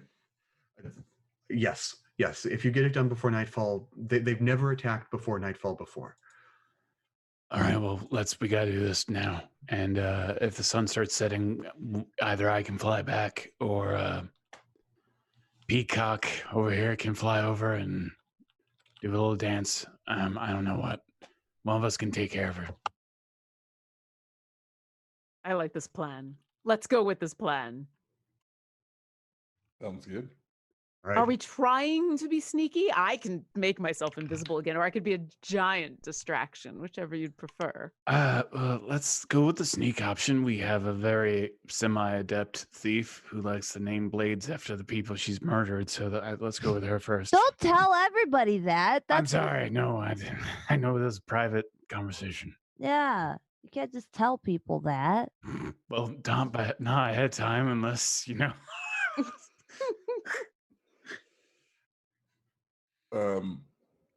Is there a window I can swag my way out of? Oh yeah, there's the window that you swagged your way into the first time. There's like a goblin and a bugbear are bringing like hammers and nails to start boarding it up. But like if you really just like swagger your way over there, you can straight out. Yeah, I'm just gonna walk to it like I'm about to walk through an open door and just disappear on the other side. Yeah, we talked about this. We talked about doors. But Hey. they're so cool when they do that. This is like doors are dangerous. Doors can cause TPKs, y'all. This is a dragonborn thing, and it's. I mean, Oh, I hope so. And then we can find more Dragonborn and they can do it again and again because it's I've fascinating. been every trying to time. get them to teach me the tricks because it would make my job so much easier. But they say it's not something they can just teach people personally. I think that's bull honky. And I open the door and follow them. All right. I walk Head out out. too. Yeah, The normal way. through Orion. the door. The mundane way. Hey, you're floating around with tetanus flying around you everywhere. I get to warp through whatever I want to go. Tetanus is my co-pilot. Yeah. Lifting through the power of tetanus. I love it. The power of tetanus compels you. Okay, I got. Oh my gosh. The streets of town are just as bleak as they were when you came in here. Some of those folks that you saw darting about between the alleys, you see them kind of with armfuls of personal things, clothes, their own personal effects, bars of soap that they took from their houses. Looks like daytime for these people is the time to go to their homes and to grab what they can before hunkering down in the bar. The bar is called the Moorbounder, by the way. There's a big sign above the door. Oh, I left Charles by the if we don't get this done before nightfall, our poor He's fine. mouse. He's fine. He's in charge of all. He's in charge of all of them, so it'll be okay. It'll be okay until the hordes come, and then it'll be very sad. Well, I'll then see what I can do. Then it'll be over. All right, which was the window we're looking for? There is a very obvious and very ostentatious 4-story tall house at the far edge of town. All right, Bezos. Yeah. Uh-huh. This is like going on an adventure with the richest lady I've ever met. What is the window? Which window is it? Oh my. I don't like the look of that dungeon. Oh my god. you make your way over to this house, and you find that it is not just huge and ostentatious, but it's made of wood and stone and surrounded by a wrought iron fence with those like little very elaborate like thorn vine iron decorations curling around the bars and those spear-like pointed tips at the top of them. The yard is full of these undead creatures with the long claws and horrible, messed up, feral faces. Some of them seem to have been scorched with fire right in their chest. Others are frozen solid. They're covered with a thin layer of ice that is slowly melting in the morning sun. And others seem to have just been sort of splattered apart by blasts of pure force. So it's basically just an abattoir down there in the main courtyard. Is this the only way in? Yeah, there's this big gate, or you could hop the fence maybe. Can I poof over? Oh yeah. Okay, so you can just manifest your echo on the other side of the gate, right? Yeah, as long as I can see it 15 feet in front of me. Yeah, absolutely. You just sort of look into the garden. A shadowy double of yourself appears there, and then you replace yourself with it. Which I look back at everybody and I keep moving forward. How many undead are we talking about, and like what radius of the? How big is like the fenced in area? Are the zombies are in the fenced off area? There are some outside it. There are some who are just skewered atop the spikes of the fence. But none wandering inside? There are some inside the gate, yeah. But they're all of these guys are dead as a doornail. It's obvious, like these are burnt to crisp, frozen solid, not coming back to life as soon as we walk by them. Dead. Make an investigation check. Sure. Really close to one. Just get right up in there, would you? Just get your beak up in it. I haven't jumped the gate just yet, but I am looking as close as possible to one that looks suspicious, and I got a 12. Okay. You look it over, and this creature is annihilated. Yeah. Either ravaged elementally or torn apart by magical force. Is the gate still closed? The gate is closed, and it is locked tight with a length of chain and a padlock. Oof. Interesting. And the fence is about 6 feet high. With a padlock, you say? With the padlock. I pick the lock. Now, you have this pretty special key, don't you? I don't let them see that. I make them think it's all razzle dazzle. All right, yeah. You get right in there. You make noises like you're picking a lock, and you insert your special key into the lock, and it just goes click. And there's a rattle of chain as it just falls off the fence. Clunk. And the gate. I don't have to roll for it? No. Okay, cool. You've got it. I find it interesting that all these creatures are inside the locked gate. There are a number of them outside too. Don't get me wrong. Okay. I'm still keeping a wary eye as we walk on up. So are we just knocking? Are we just saying hello? Or are we still doing the stealthy thing? I mean, chains and noise and all. Oh, I should have made you roll. Sorry, Bindi, but let's just call it good for now. Okay. Yeah. You would have gotten it eventually. You're not in any rush. You're not in any danger. So that's fair. Yeah. Okay. I mean, are we gonna sneak in, or what are we doing? I feel like this is the kind of person who would have magical wards as traps around their doors, windows, etc.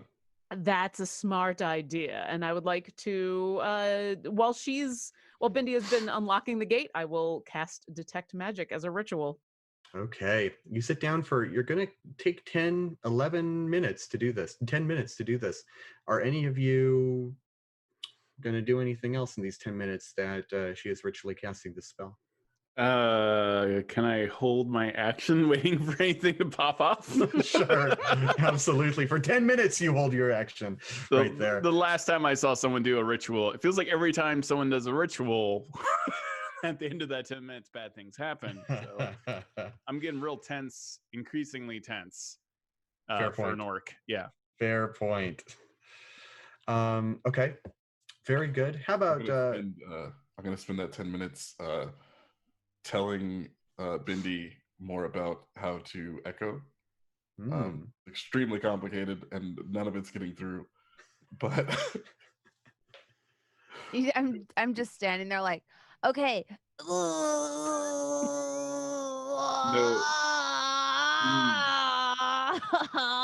actually the opposite of what you need to be doing right now. The exact we're supposed to be over here, you're way over here.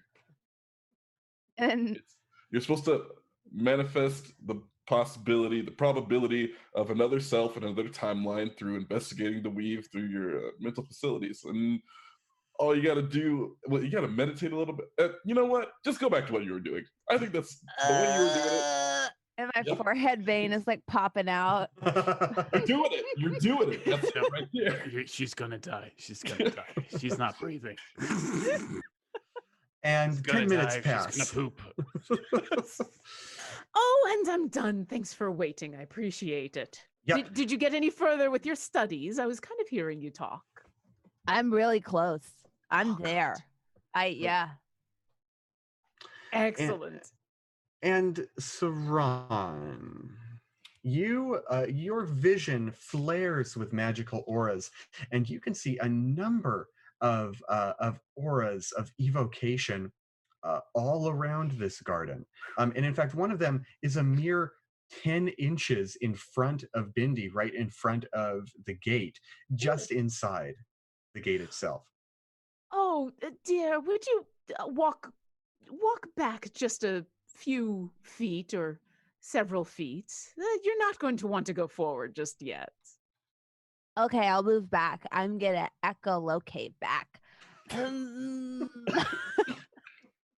Oh, that's very good, dear, but I'm going to need you to do that a little bit faster. There's something in front of you that might explode. I just realized that we're not the ones who live. I continue to but try to like twinkle toe back and hope nobody notices that I'm moving my feet. I totally noticed, but don't say anything. So it's a moonwalk. It's a moonwalk is what you're doing. Okay. Yeah. Yes, so that might explode, and that might explode, and oh, that might explode too. Ooh, there's a lot of things around here that might explode. This would have been fun. Huh. So, like, everything undead in here is primed with evocation magic? It's not the undead. There are little sigils that have been written in the ground, glyphs of some sort, carved into the dirt. Wait, I'm wrong. I'm sorry. I was so distracted by the undead. No, the thing under it. See that little bit right there? Hey, Lots of traps. How about the doors or the windows? Are we within 30 feet of the doors or the windows? Not quite. So I could fly on over there. I don't think anyone wants to step on any of that, but I could go take a look. I'll take to the air, avoiding all the places that look like they might go and get close enough to, I'm not going to fly right up to the door, but I do want to get close enough that my detect magic pings anything on the door, on some of the windows on the ground floor, any of that. Yeah, you take a look, and it looks like the upper story windows are all marked with these glyphs, but it seems like the front door itself doesn't have this aura. How about the spot right in front of the front door? Nope. Okay. Clear. In fact, looking at the spot right in front of the front door, there's this like scorch mark, and there are little zombie giblets all around, as if it had already perhaps set off something. Oh, I love zombie giblets.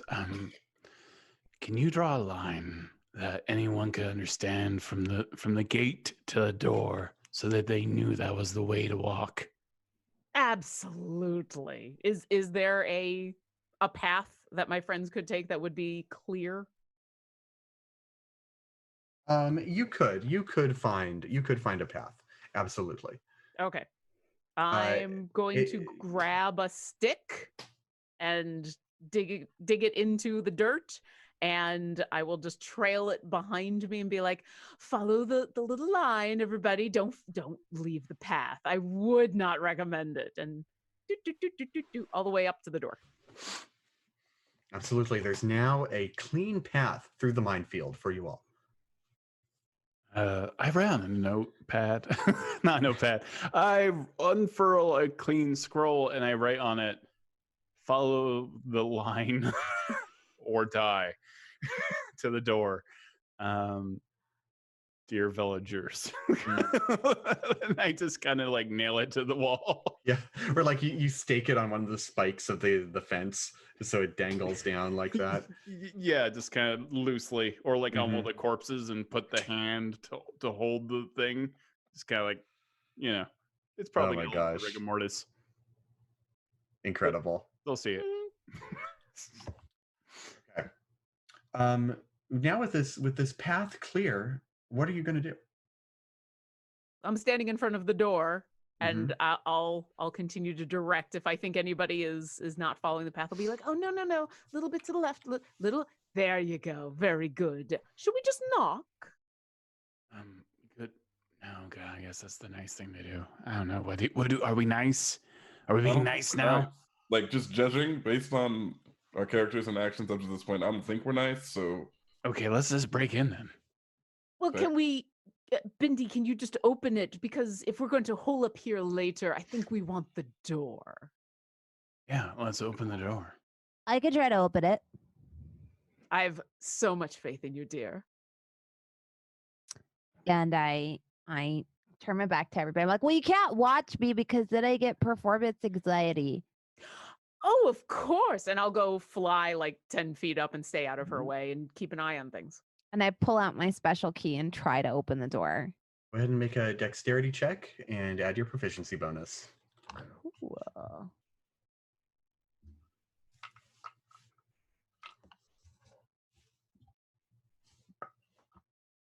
Okay. So that's, oh gosh, I got an 18 and then, so that's 25 and 29. Ooh. Nice. Yeah. Yes, this lock is putty in your hand. You get the key in there and it just fits perfectly. And the door clicks and creaks open. Immediately beyond the door, there is a little antechamber with several pairs of shoes that have been taken off inside it, and a little raised lip that goes into the house itself. There's a long, dark corridor that goes down, and immediately next to the entryway is a spiral staircase that goes straight up. Well, spiral up. I'd like to poke my head through the door as I'm still concentrating on my detect magic. You you feel a strong magical aura. Hold on. An aura of still evocation, yes, that kind of fills the entire hallway past about 5 feet past the stairwell. Everything before the stairwell is okay, but the hallway that goes down beyond it has this shimmering wall of evocation aura right around it. And are the stairs okay? The stairs seem fine. I'll relay all of that and say, well, someone's very, very busy with magic in here. Don't go down the hall. I say, give me a second. And I walk back outside and I walk up to one of the bodies and I find like an arm, a foot, whatever. I walk back inside and I walk up to the hallway and I just toss it. You toss this, yeah, it's like a hand with a femur still in it. Or is that what? No, that's a leg bone. With a bone still in it, you toss it and it smacks something in thin air and just explodes into bits of rotting flesh, like it hit a solid surface and just splattered upon it. Very nice. Maybe you two can do something about that. I can, but don't I we don't want know to that go we up? should actually. Fair. Also, don't we want to go upstairs? Shouldn't we try Yeah. upstairs first? Let's go up the non-lethal way, but the rest of this could protect everyone. Don't you think that it's weird that they put a trap, a protection on the hallway? They didn't put it on the stairs. There's paranoia. I think this is how they get up and down. Oh. You can't walk through your own wards? That seems kind of silly. That seems okay. Well, I'm not a magic-y type, so maybe there's a reason you don't do that. I'm just saying if I were to make a protection, it would hurt other people and not me. It would be like training a guard dog that eats other people but also eats you. Why would you do that? Doesn't make any sense. Why would someone corrupt something that was supposed to be good and then make a whole bunch of undead? I guess we'll just have to ask. Because it's funny, but let's go up the stairs. That's It's only funny when it happens to others. well, yeah. Once again, why would you do it to yourself? It doesn't make we could just it's so cool. Maybe I just don't understand magic. I think that while I'm beginning to think I don't understand magic either. while you have a very powerful control over erotic fan fiction, that you should also just do advice columns. Do you ever think about that? Ooh, I or should. I give really good advice. Can You you have a do lot- erotic advice? Put the two together. That'd be amazing. I don't want to know what kind of hanky-panky people are doing behind closed doors. I want them to write to me about that. Oh, okay, fair enough. Yeah, I don't want. We're gonna die. No, Okay. we can't die before I've read her stories. That's one thing that I need to read. And I will start up the stairs slowly, keeping an eye out for things that are going to make us explode. I was more afraid that you were going to start reading one of her stories.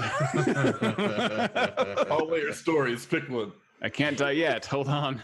You've got the magic vision eyes on. You are scanning the place. Yeah, I've got the magic on. I have to wait until at least this is done before I read her stories. We're on a time limit here, okay? How will you read the magic of her stories if you don't have detect magic up? Oh, the magic of her stories, I'm sure will come across in the prose. I have no doubt.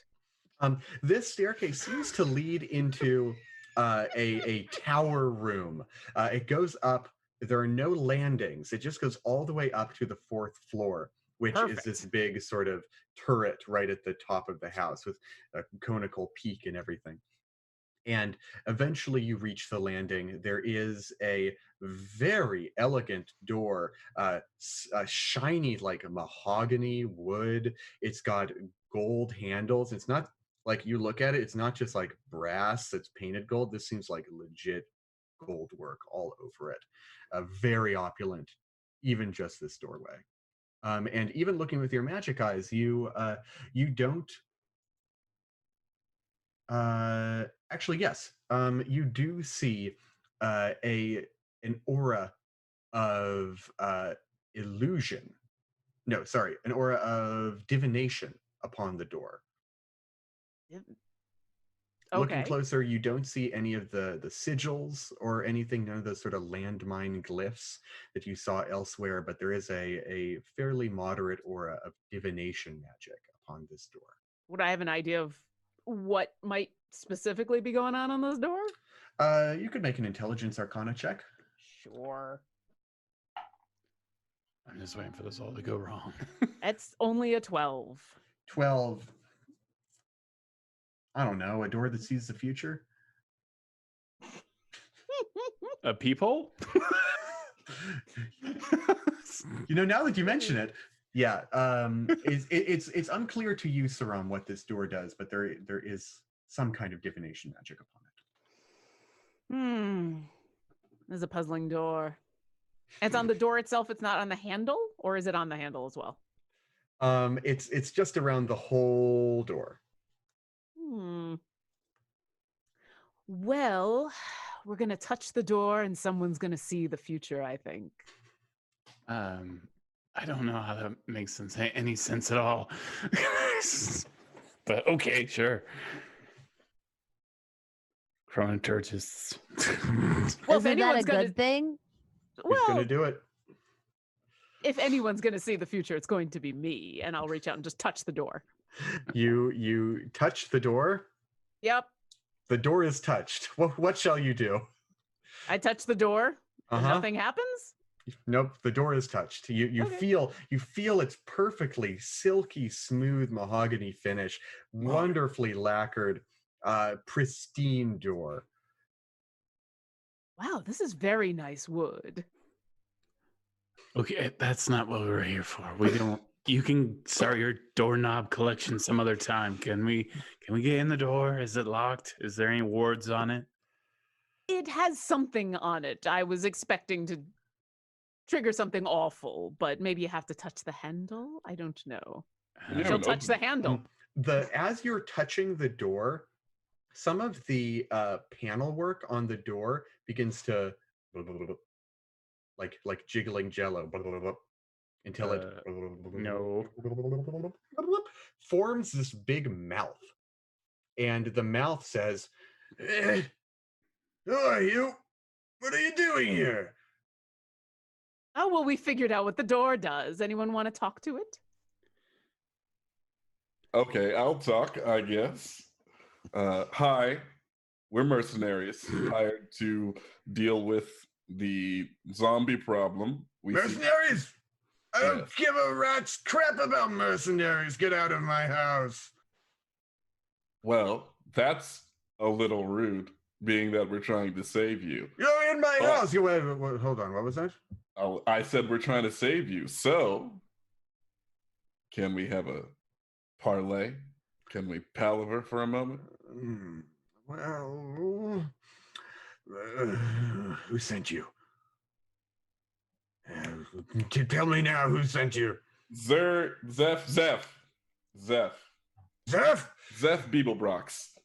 That's the one. That traitor is. If you come to me with talk of Zeph, I would not have you darken my doorstep any longer. Uh, why do you not like the name, which I'm not going to say? She has rallied the people against me. She's a traitor to the town. How is she? Why do the people not like you? They want it for themselves. They're jealous of me, of the power I hold, of the wealth I have.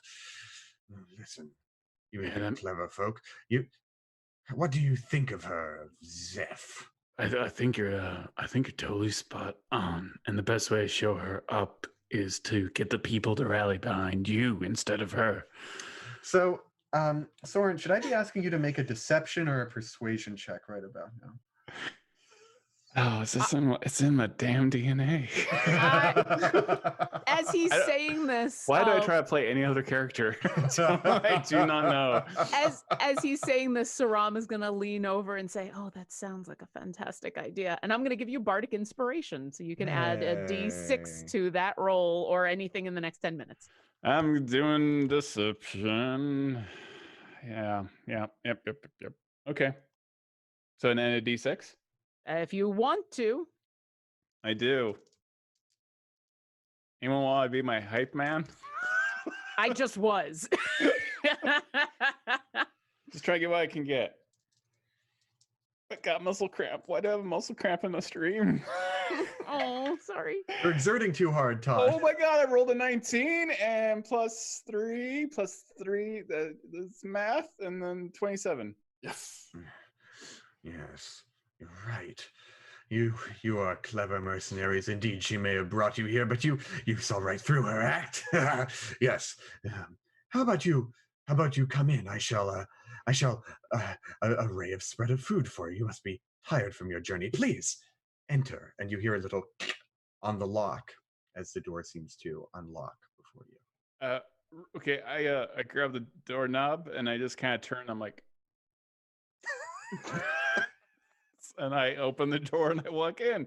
You open the door. And mainly I'm just looking at the goblin like, no, bad. Don't eat the meat. But if he offered, that would be rude not to. And I'm sure he has beef tartare. It has been so long since I've had that. I have a friend exactly like you. Okay, so we go in, I guess. You enter, and you actually have to squint your eyes a little bit because the room is resplendent with gold. The walls are gold. The chairs are gold. The room glitters in the lamplight as you This enter is it. gaudy. And I say it very loud. I Very guess much. they're right when they say money can't buy taste. Oh my goodness. See, she said godly. Hey, Binti, would you make an intimidation check for me? Oh god. I'm just 5. Nope, chronal shift. You can re-roll that. Oh. I look into time and I say, you should be better at that, dear. And you get to re-roll that.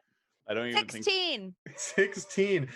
Binti, you enter the room and your mouth opens wide. Your voice shouts out loud, "This is gaudy!"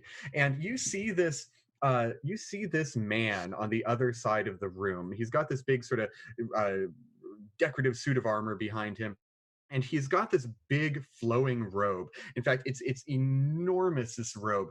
But his hands are just the scrawniest thing. His neck is tiny. His face is sallow and gaunt.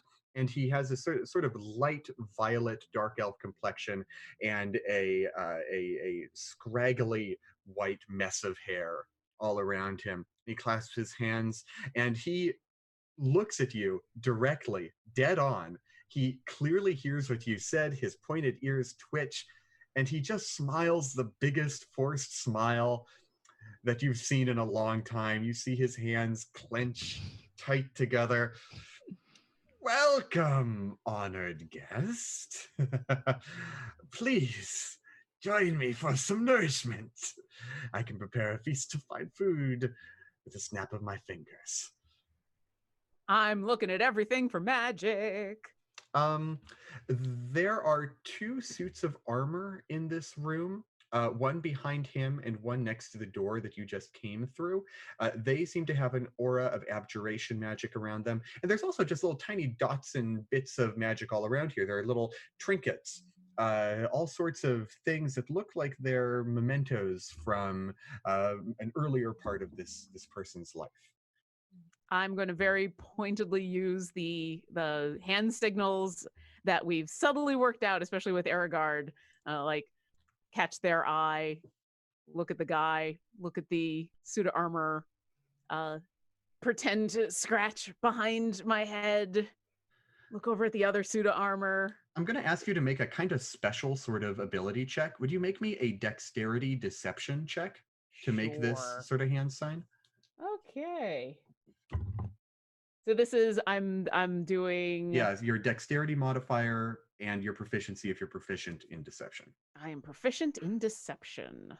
So is there any way I can like keep on talking up the Your sound's a little messed up, actually, Todd. Really?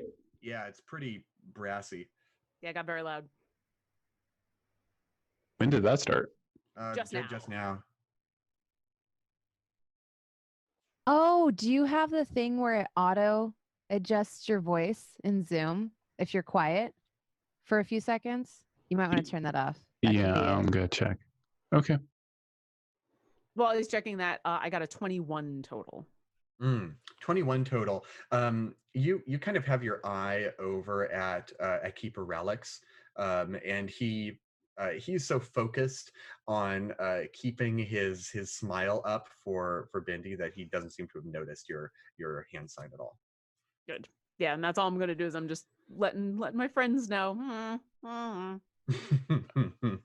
Okay, I'm gonna talk softly for a second. How's Todd, that? you sound great. Okay. I don't want to blow anyone's eardrums out. That's exactly what it was. Thank you so much, Jasmine. Ow, that hurt my ears though. So I keep on trying to talk up the wizard. I'm like, so how do you do you have any interesting ideas about how you can get the villagers on your side? Yes, let us talk about this over food. And he snaps his fingers, and right in the middle of the room, this long wooden table appears. Phoom, and then a whole bunch of golden table dressing appears, forks, knives, plates, napkins that are golden cloth. And then a whole meal appears upon the plate that all of you are familiar enough with Jarhassian cuisine to see a main dish of rizukal, sauteed rice noodles with hearty mushrooms and giant spider legs. There's a dessert of keltali, which is a heavy cream mixed with pulverized black currants and frozen into a fluff, and a crystal goblet filled with yunfalu, a fragrant plum liqueur served at ice cold temperature and garnished with currants. It's a very fine meal. It's a very sort of capital of the dynasty sort of meal. It's all set out there in 5 place settings. I dig my fingers in the noodles and only eat the spider legs. Yeah, they're kind of like crab's legs, but like, king crab's legs, the big ones, but they're giant spiders, so they're huge. You like crack them, you just sort of suck the meat out of the leg. Yeah. This is great. Yeah. I get the vision that like Bindi makes this like loud slurping sound as you suck the meat out of the spider leg. Yeah. Can we all can the next 3 minutes in RP be everyone just being dead silent as this happens? Just loud crunching, just awkward. Oh my god.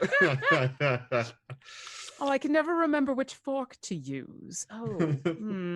So you're an Econite, huh? Cool. Crack. How long you been doing that for?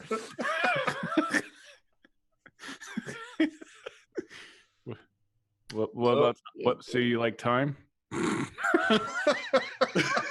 It is on my side. Yes, it is. Aragard, do you need help cracking your spider leg? I am so okay. Just you do you. Do you have the bib on? Do you like? Yeah, probably. Just like. Yeah. We just push over the little thing of melted butter towards you, just like here It's you got go, the cartoon Tara. of a spider on the bib, just in case you weren't aware what you're up to. Anyway, this guy, the keeper, has sat down at the meal and he's observing the chaos that's going on around him, and he steeples his fingers and says, "So, what brings you before me? You are displeased with Zeph, with her leadership. Leadership needs some work around here. Yeah. We think you'd be like way better leader than Zeph, and the best way you could be like the savior of the town, right? Like you would be so cool if you, for example, were like, you know what, Zeph couldn't cut it. She tried to negotiate to get the villagers into the house, and you're like, no, you're rude. You're clearly not leadership material. You smell bad. You don't have any taste like you clearly do in this palace of magicness. Sorry, Zeph saying these things? No, this is how we feel about Zeph. Yes, right? yes. Yeah. And so, but if you were to suddenly be like, you know what, Zeph's full of crap. All the villagers come into my, you can come inside. I'm a generous benefactor. My generosity is only outshined by the gold I have in this beautiful, opulent mansion that is a tribute to good sense and fashion. Also, what would really top it off, what's really the twist of the knife, is if you also let Zeph stay and see how much better. That's so mean, because you could hold that over her forever. Like forever. Yeah, you would walk by her in the hallway and just be like, always kill with kindness, my dear. Always. I never thought I would meet mercenaries as keen-minded as you. I think you and I truly do see eye to eye. The people of this town, when faced with disaster, they panicked. They devolved into chaos and barbarism. You see what transpired down there. They will stab anyone in the back if it means their own survival. Even you. Can you not see what they've done? I think you do. They are using you as fodder against the horde. A way to buy time for them to escape. They're almost as monstrous as the undead. Now, I think it's Zeph. I don't think they know that they're not muted. how's everything going on? So tell me, because we've heard their side of the story. Tell me yours. What actually happened here? Because obviously, what we've been told might not be true, but we trust what you have to say. Well, I am the keeper of this town. There is a long line of keepers of Galgarad that have stretched back into antiquity. I came from Rosona. I left there some time ago, about 2 centuries. I am a member of Den Miriam, one of the great consecuted houses of Rosona. I know where the Dark Star is as its keeper. I am a Dunamancer, and I am... Bring it to me. Bring the Dark Star, and I can use its power to turn this horrid zombie problem into a boon. And of course, as you can see, I can afford to pay you very, very handsomely. I think that's a great idea. While we take this on from you, we're gonna, I look around, I see some things that we can use. We can prepare ourselves here, just like you filled our belly with food. We will equip ourselves with this high quality, just stunning armor, weapons, trinkets, and such. Go off into battle looking glorious, basically like running your brand out there, right? We walk out, everyone sees that we're wearing stuff we weren't wearing when we came in. We're like, hey, this guy's great. He fed us. He put us in armor. We're going to go solve the problem. You go hang out in the house. We get the Dark Star, bring it back. You pay us lavishly. And bada bing, bada boom. We're out before sundown. Yes, that is a very wise course of action indeed. I think that will work perfectly. So, do I get a sense as he says yes to this plan? Do I think he really agrees with us that we've bamboozled him, or do I think he's just saying yeah, just to go along with things? I think it sounds to you like he truly believes that you are on his side, and that he has swayed you with an incredible display of wealth and power. Okay. Great. I want to know which one of those 2 suits of armor is better and which one fits me. Are you asking him, or are you looking around and just sort of examining him? Yeah. I'm looking around. We had the conversation. I'm taking stuff now. Yeah. You go towards the suit of armor, and he says, "Oh, I would be careful around that." And he says an arcane word, and the suit of armor moves, and it draws a sword half out of a scabbard at its hilt, and it moves towards you so that its elbow is kind of right up against your chest. And he says, "They are my, shall we say, bodyguards?" Oh yeah, I can do something like that. Anyways, do you have anything I can wear? Seek you. Armor, it would seem. Well, let me see. He closes his eyes and kind of swipes through things like he's looking through a slideshow in his mind, until eventually yes, I have several suits of armor deep down in my vault. What's Aragard wearing right now? There's a vault. Aragard is wearing chainmail and clothes underneath. You desire superior armor? A suit of chainmail, perhaps. Superior armor, weapons, trinkets. I mean, we need to gear up if we're going up against whoever has, because controlling the power of the Dark Star, they're at least they're not as strong as you, but close, right? Yes. So we're gonna need.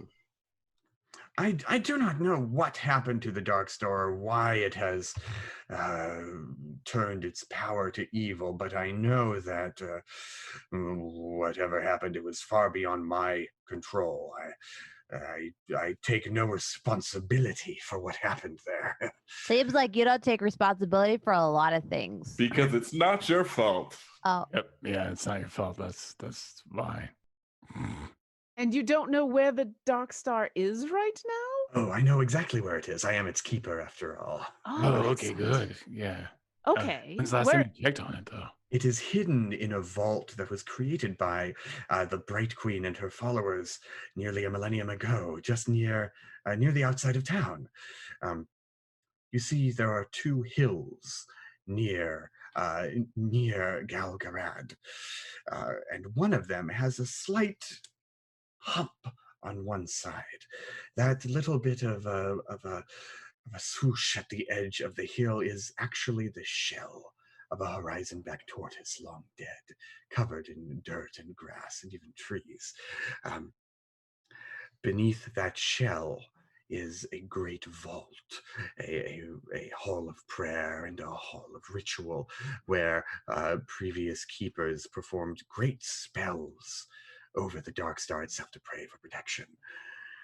My acolytes were worthless. They were useless to me as keeper.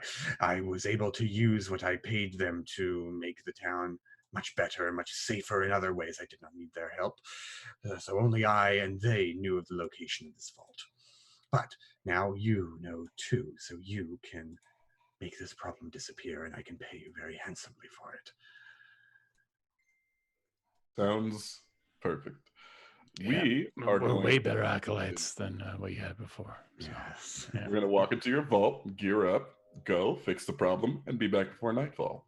Is it okay if you start taking in the townsfolk and in the What? meantime? I've taken the townsfolk. Yes. Yeah. Don't you want to show how good you are protecting them, remember?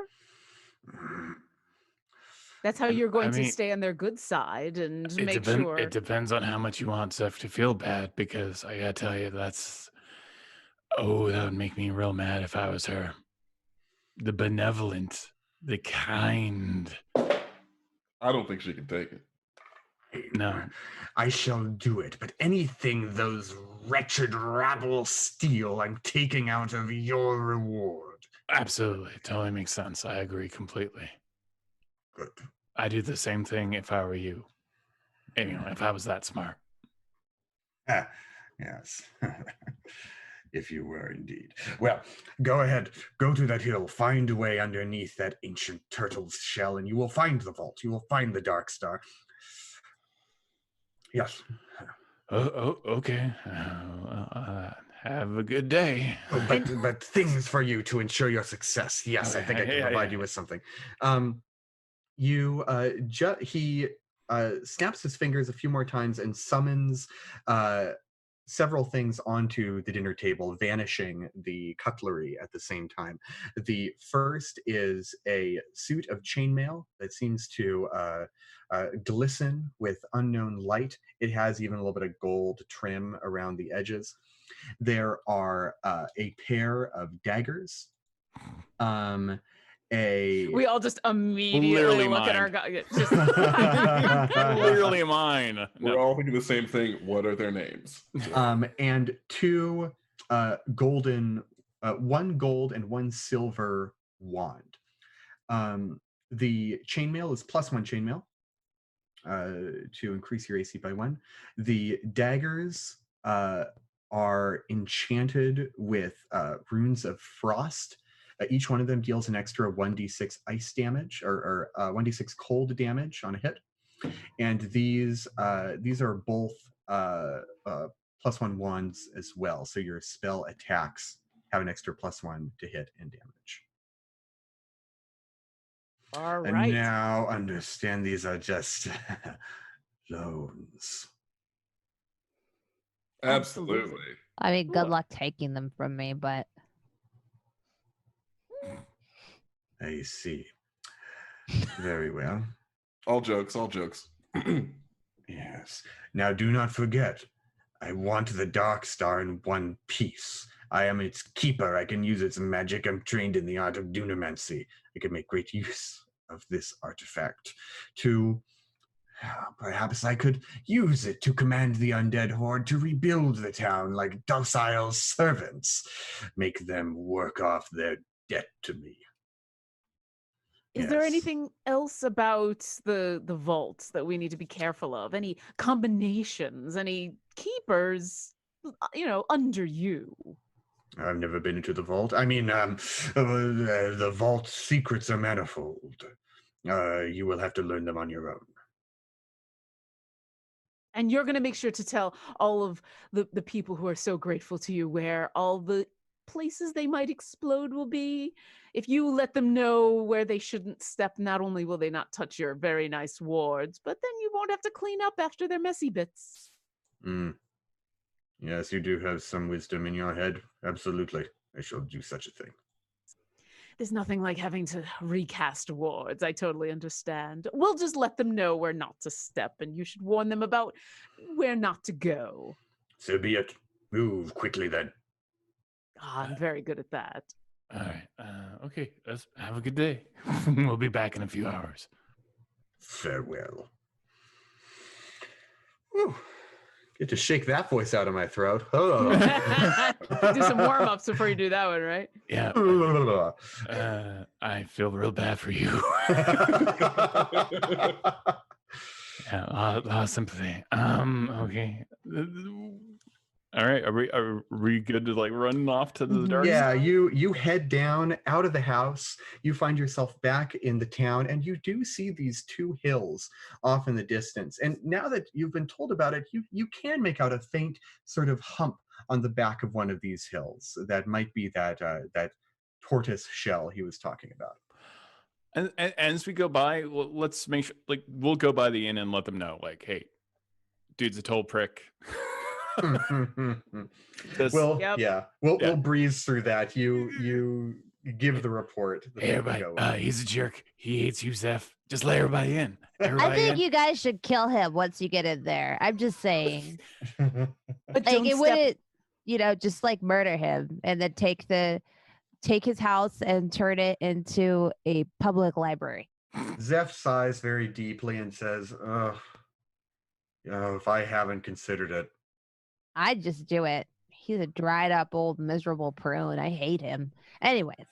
He does seem detestable, but he does have 2 magical sets of armor that are going to protect him, so Let's just wait careful. until we get back. Oh, then we could murder him if you guys want to pay us extra. No, we're not gonna murder him. He's a gracious host, and everyone should be very thankful for being able to go into his fine established house. You're right. We were absolutely joking.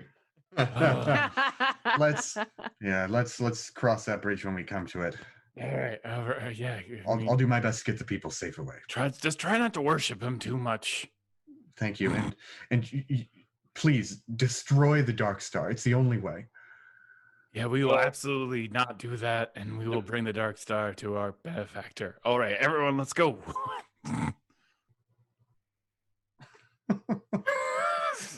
And off you go. Towards the hills you head, and you wander through the fields. You can see streaks of old blood through the tall grasses. You can see every now and then a corpse of one of the Husk Zombies with crossbow bolts buried in its back.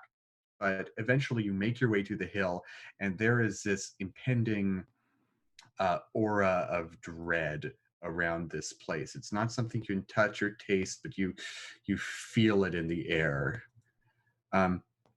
Where you are at the back of the hill, looking at this hump, this 50-foot long tortoise shell buried in grass and soil, you can see that there are actually 3 fairly gaping holes that have been carved into the back of the shell. One near you, about 10 feet up the hill, one a little bit higher up, maybe about 20 feet up the hill, and one just at the edge of your vision, very near the top, about 40 feet up. Should we inspect each one? Do any of them look more recent than the others? You'll have to inspect them all to get a sense of that. Would you like to make an investigation check and just sort of fly around, take a look? I can go fly up, take a quick look if nobody minds. I Sounds will. great. I'll do just that. Do you want just one investigation check for the three of them? Yeah, go or- ahead and just make one. All right. Man, I'm rolling a lot of 12s today. There's another one. You're getting good average rolls. Yeah. So Boring. total of 12. These holes actually look fairly recent. Actually, even at the edges of it, you can see bits where dirt has been scraped away, and you can actually see the calcified edge of the shell that's making up this hump. And there are these long, gouging claw marks all along the shell around the edges of the hole, like they've been carved out. Can I tell if it's been carved from the inside or dug out from the outside? With a 12, it's hard to tell. Okay. I'll fly back down. Well, it looks like the zombies did our job for us. Whether they came from inside or outside, I can't tell, but they're all pretty recent. No dark star in sight. You don't see anything. Well, hold on. Do you have dark vision, Erigard? Do Dragonborn have it? I believe so. Yeah, they do in Alexandria. Okay, cool. Yes. So you're able to see 60 feet down into here. Are you going to look through the bottom hole, the middle hole, or the top hole? One that's right in front of us. Okay, so you're about 10 feet up onto the hill. And you look down and you see right at the entrance to the hole, there is a big wooden beam, like a long support beam, like you might see in the roof of a house, kind of keeping the walls and roof up. And it is wedged between this wall and another wall far on the other end of this chamber. There's a rope wrapped around it somewhere in the middle that dangles down to the bottom. And at that bottom, 10 feet below you, you can see a horde of zombies mindlessly shuffling around, kind of walking in circular, aimless patterns. No one go in there. What is it? It can't be that bad. Zombie party. It can't be that. Zombie party. There's only like 4 to 5, so that's fine. What kind of music are they listening to? It's totally doable. I look in the window. Yeah, there's like 20 or something in there. Rough count, 20-ish. Well, what if we just balanced on the support beam and walked right over them? I don't know. What? You can't do that? No. You can fly through the air and give people tetanus, but you can't walk on a beam. You know what? I'll go look. Or do we want to take a peek down hole number 2 and hole number 3? Let's see what's behind hole number 2. Oh, yeah, there are 2 other holes. We could do others. that too. Yeah, you're right. Let's do that. Who knows what the other holes have? Okay. Maybe they have more parties. Let's take a look. You climb up to the middle hole, about 20 feet up the side of the cliff. You look in. There's actually another one of these big wooden support beams jammed against the wall, and it's braced against another far wall. Somewhere in the middle of the chamber, this one crosses over the one beneath it, and there's another rope tied around the center that trails down onto the top of the first beam you saw. And so now you're looking about 20 feet down into the same chamber with a bunch of zombies down there. And it's actually, all the same. looking up, you can see another rope dangling from a third and final support beam that looks like it's jutting up against the final hole 40 feet up at the top. Are the zombies congregated in some very specific manner? I mean, they seem to desperately crawl in here. Are they like hanging out next to, say, the Dark Star or anything like that? Make a perception check for me. Okay. Desperate to live. I think you're gonna find out why I only play my main anymore, because all the rest die. Death is not off the table. Death is not off the table. That's a great movie. I love that movie. Perception, that's a 17. 17. You regard this room, and it's a roughly circular chamber about 40 feet wide, except on the far end from where you are. On the other side of the room, there is the room tightens into a hallway, and there is a massive stone double door with intricate carvings, such as the six-sided symbol of the Luxon in the door. It's got these two big stone handles. They look huge and incredibly heavy. So we got to go in there. So we gotta clear out the zombies. That's the whole thing. How big is the room? The room's tell? it's roughly a 40-foot wide circle. Couldn't we just distract the zombies? Zombies aren't smart. Couldn't you do a light show, Saram, on one end of the room, and then we could drop at the other end of the room and go through the door? I could definitely do that. I was thinking about doing a light show that included a lot of fire. I kind of want to chop them up. We haven't fought anything in a couple weeks. I thought you were about to say a Oh. couple hours. Okay. We I can will, kill them all.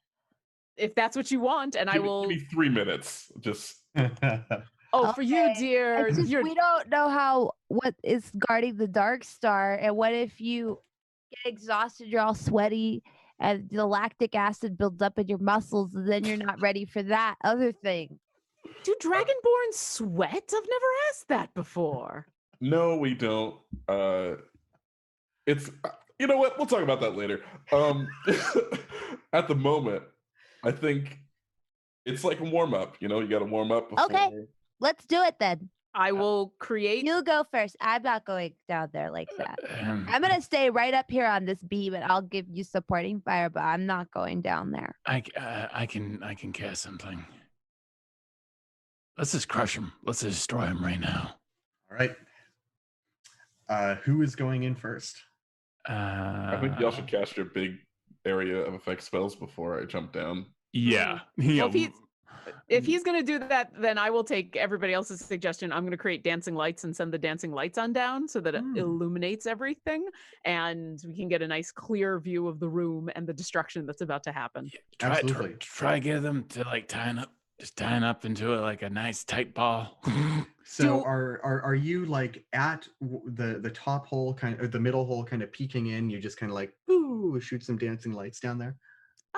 Yeah, because I got a 120-foot range on these bad boys. There you go. So Yeah, now it's a zombie party. yeah.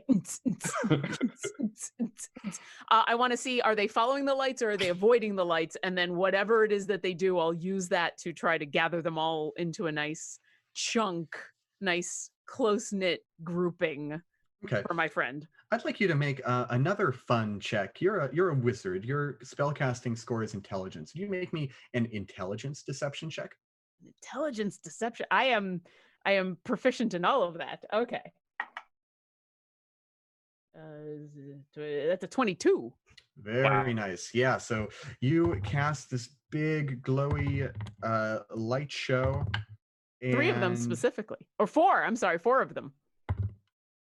And each one of the zombies are kind of sectioned off into quarters of the room very vaguely, and each one of these light balls grabs their attention. And because you rolled high and I rolled like Garbo, all of the zombies seem to have been attracted like moths to flame by these rave lights that you've created down in the bottom corner, and they are just and they skitter across the floor on all fours, their claws clacking. You can hear spittle flying from their mouths and hitting the ground, and they just like are looking at the lights, and they'll go "Rah, rah." That's right. Just go for the little lights. Yeah, That's they just keep on doing this, going for your distraction. Mm. And then she'll grandly gesture at the hole and be like, "And your turn now." Magneto. I take out a potion, and it's gonna be one of those days. Oh wait, no, that's whiskey. Okay. I drink a potion. Very specifically, of maximum power. Oh, Ooh. nice. Yes. This is the time. And now I'm going to full Magneto these things into paste. So I am going to cast Gravity Sinkhole. Oh. You're just going to crush. Yeah, I'm just going to crush everything within a 20-foot sphere. I'm going to create a crushing force centered at the point I wish. So basically, the entire room sort of shakes and the ground and everything starts heading to the center of the room, almost like there's kind of like a black hole forming. And everything's going to take 5d10 force damage on a failed save. Mm-hmm. On a successful save, I believe they take half as much. And they are not pulled, because otherwise they're all pulled to the center. Plus, I am a graviturgist, which means they're pulled no matter what. They're pulled 5 feet in if they fail. What is your spell save DC? It is 14. 14, huh? Yeah. Okay. Based on their con bonus, there are 24 of these zombies, and I'm not really inclined to roll 24 Roll all of them. D20s like Roll all of them. About half of them fail their save, and about half of them succeed on it. Basically, I'm assuming that half of them roll 10 or below, half of them roll 11 or below, and that's basically perfectly even with your spell save. So roll them 5d10. Well, I don't have to because I drank the potion, so it's shoot. Just 50 damage across the board for everyone who failed, and then 25 flat to everyone who succeeded. Okay, so there's this boom of gravity there, and there's all boom, they're all smashed in together. First of all, 50 force damage is enough to kill these creatures, the ones that failed their save anyway, but they do have this undead fortitude feature, which means I have to make a DC 55 Constitution saving throw. Yes, please All roll. right. Go on. Anyway, these ones that failed their save are smashed into zombie jelly. Whereas the ones that take half damage, you see them kind of smash together. You hear spines snap, bones twist into terrible configurations, but you see them just kind of No, them but back together. I want some of their teeth are like pulled out of their actual mouth, and one of their nose bones crack off to the left and then fly and hit their neighbor. I want kneecaps flying through the air, and there are fingernails being removed from their fingers. Yeah. It's just a swarm of gross that's left in the center in a big dense sphere of like cartilage and bone. And it's lit up really nicely. That's how I wanted to do that. So half of them are paste, and the other half are just like sort of crawling, trying to bring themselves back up. We've had Saram and we have Soren go. I'd say we're ready to roll initiative. All right. Roll versus paste. Saram and Soren, wherever you fall in initiative, you've already gone on this turn, so we'll come back. Fair enough. I rolled 13. Garbage lately. 16. Okay, so 7. 16 and 16 and 7. And what did you have, Orion? 13. 13. Okay. Soren. The other 16 was Bindi, is that right? Mm-hmm. And then 13 for Erigard. And then 7 for Saran. And the zombies are at 5. So no matter what happens, the rest of you are going before they get a chance to go. So that brings us to Bindi. What you up to? Seeing all this, I don't think I could contribute to that at all. All I have is like my little daggers and my short bow. So I'm going to hop on down and instead tiptoe over to the door and start looking at that. Absolutely. You hop onto one of these beams and you feel it kind of, it's a bit rotten. Your foot kind of sinks into the wood the first time you step on it. But you carry on and you across the beam, and you dash all the way across the room until you find yourself away from all these distracted husks and in front of a huge stone door. It looks ridiculously heavy, and it's just about 1.5 feet ajar, maybe big enough for you to squeeze through. You've used your movement getting over there. You've got an action left, maybe to take a dash action and slip through, or to attack, or something else. Can I instead maybe investigate and see if there's some sort of mechanism on this side of the door or the other, like how, like there must be a way, like a pulley mechanism that it opens. Absolutely. Can I take my turn to maybe take a gander at that? Yeah, go ahead and make an intelligence investigation check.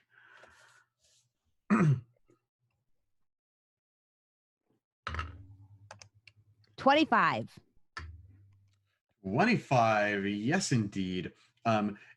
Inset into the wall, just left of the door, you can see a chain and a pulley. It looks like there are scraps of rope that once existed here, but they've long rotted away and been replaced with a sturdier chain. Okay. That's good to know. I right. think that's my turn, though. All right. There we go. And we come on to Erigard. So how many are left? There are 12 left, all of whom are below half hit points. Okay, can I kill and all of them are sharing like the same like 2 5-foot squares right now. Oh, that's perfect. It's a mosh pit of zombies in this party. So I'm gonna have some fun. Oh yeah. So how far away am I from the zombies? You're at the middle doors. You're about 20 feet up and like 15 feet distant. So all told, maybe like 30, 35 feet away from them. Cool. So I need to get within 15 feet to put my echo down. So I want to go down to the first door. All right. You slide on down 10 feet in. Fantastic. 15 feet away from me. And like right next to our zombie pals? Absolutely. Mm-hmm. Now, I want to let all the viewers at home that with this class, anytime that I let my echo make an attack, they can make 2 attacks. Yeah. And I can do 4 attack actions because I have extra attack. Oh, so man. what I'm going to do is a little combo. So that's like 8 attacks? Oh my god. Oh no, it's 4 right now. Because I have extra attack I can do.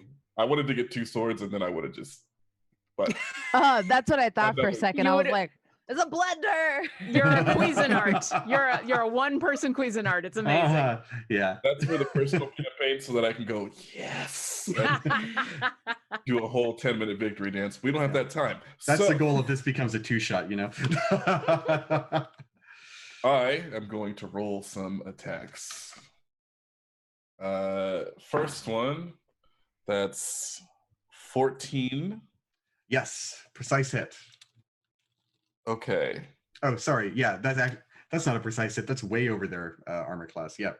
Cool. Also, I'm pretty sure that my base damage will just kill them if they have 5 hit points. They have more than 5 hit points. Okay, cool. So I roll 2d6 plus 4. That is 5, 9 on the first one. 14, that's enough to kill. Let's see if it hangs on. This one's Undead Fortitude does go off. You cleave right into its sternum, and it manages to hold on at 1 hit point. Awesome, because we're going to have some fun with that one later. I'm going to attack the next one. Okay, that's 16 plus 7, 23. Mm-hmm. Yeah, absolutely a hit. Cool. And that is 7, 11 damage to the next one. Yep, enough to kill this son of a gun. Yes, that one goes down. Fantastic. For my third magic trick, I got 8 plus 7 is 15. To hit? Yes, to hit. Yes, that's a hit. Great. And then I'm going to do, that's 6 plus 4, 10 damage to that one. That one is actually still standing. Cool, because with my last attack, I'm going to use my breath weapon, and I'm going to hit. Nice. Oh man!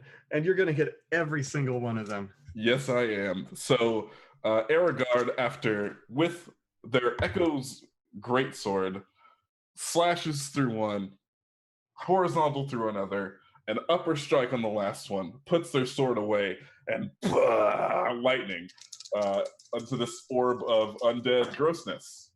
And that is 10 damage unless they succeed a DC 14 dexterity saving throw, in which they take half. Okay. Out of 11 that still live, 2 succeeded. So 9 fail, and that's enough to splatter them. The 2 that succeeded, 1 still lives, but the other was at 1 hit point. And so that one goes down 2. So let's check some undead fortitude real quick. Oh my god. I'm rolling so many dice right now. And of the 10 that are trying not to be zapped into bits, 2 of them survive. The other 7 zombies are just boom, boom, boom, boom, boom, splattered, exploded. So there are now, if I'm counting correctly, and I might not be, there are 4 zombies left, somewhere in the 1 to 3 hit point range. Sounds great. Is that I your love turn? Dungeons and Dragons. I That's love my Dungeons turn. and Dragons. Saram That's starts Aragorn's to wait. turn. clap. Wait, I haven't used my. Oh no, it's my bonus action to create the echo. Yep, we're good. Okay. Ease down. No, keep going. Keep going. This is It's like amazing. this covered in Vesper, just like, wait, I got a reaction. I'd like to use. That's the echo. These, Aragorn is standing up. Yeah, you're having to talk your echo down. These are 7th level characters for everyone watching at home. These aren't like 3rd level chumps. These are good, Yeah. powerful folks. So you're surrounded by 4 barely living zombies, and they are all gonna shamble towards you, and they're gonna raise these like 8-inch long claws of theirs and try and claw at you. Each one of these is going to be making 2 attacks. What's your AC, Aragard, just so I can blaze through this? 17. 17. So the first one, dual 5s, misses. The second one comes up, takes 2 slashes, nat 1, and a 14, misses on both counts. The third one comes up. That's going to be a 8 plus, that's going to miss, but a 19 on the die is going to hit at over 20. So it's 1 hit on you. And here comes the next. 18 on the die is going to hit. The other one misses. It's 2 hits in. Final zombie rushes up to you. And its 2 claw attacks both connect. So you've got 4 claws in one way or another. And those are each going to deal a total, or they're going to deal in total. You don't mind me just totaling up all the damage, do Oh you? no, please. Then in total, you're going to take 24 slashing damage as these zombies go. Wow. And their faces are devoid of emotion. It's pure hunger, blank eyes. They're just crawling all over you, trying to find any little gap in your chainmail to sink their needle-like claws into. Okay, that is the zombie's turn. Top of initiative, we're back to Soren. Bindi, you're on deck. Okay, so it's me. Mm-hmm. I'm gonna walk by real casual by the zombies. I'm not even paying attention. And I'm heading over to the door where Bindi is. Mm-hmm. But I just side-eye what's left of the oozing mass. I kind of walk between clearly a very aggravated Echo. A Dragonborn Echo at that. And just kind of like side-eye that, and I look over at the zombies and I just pulse wave them. Ooh. So just this rippling gravity force just explodes out of me, and everything has to make a Constitution saving throw or take 66 points of force damage. If they succeed, they take half, and they're all shoved 15 feet away. For me, that would be 20 feet away because I'm a graviturgist and I'm awesome. So that's what I'm doing. My DC is 14. All right.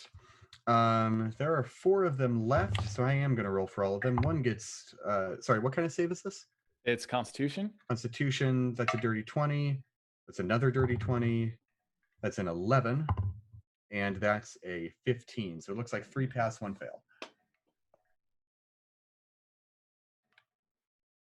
fail. 29 points of force damage.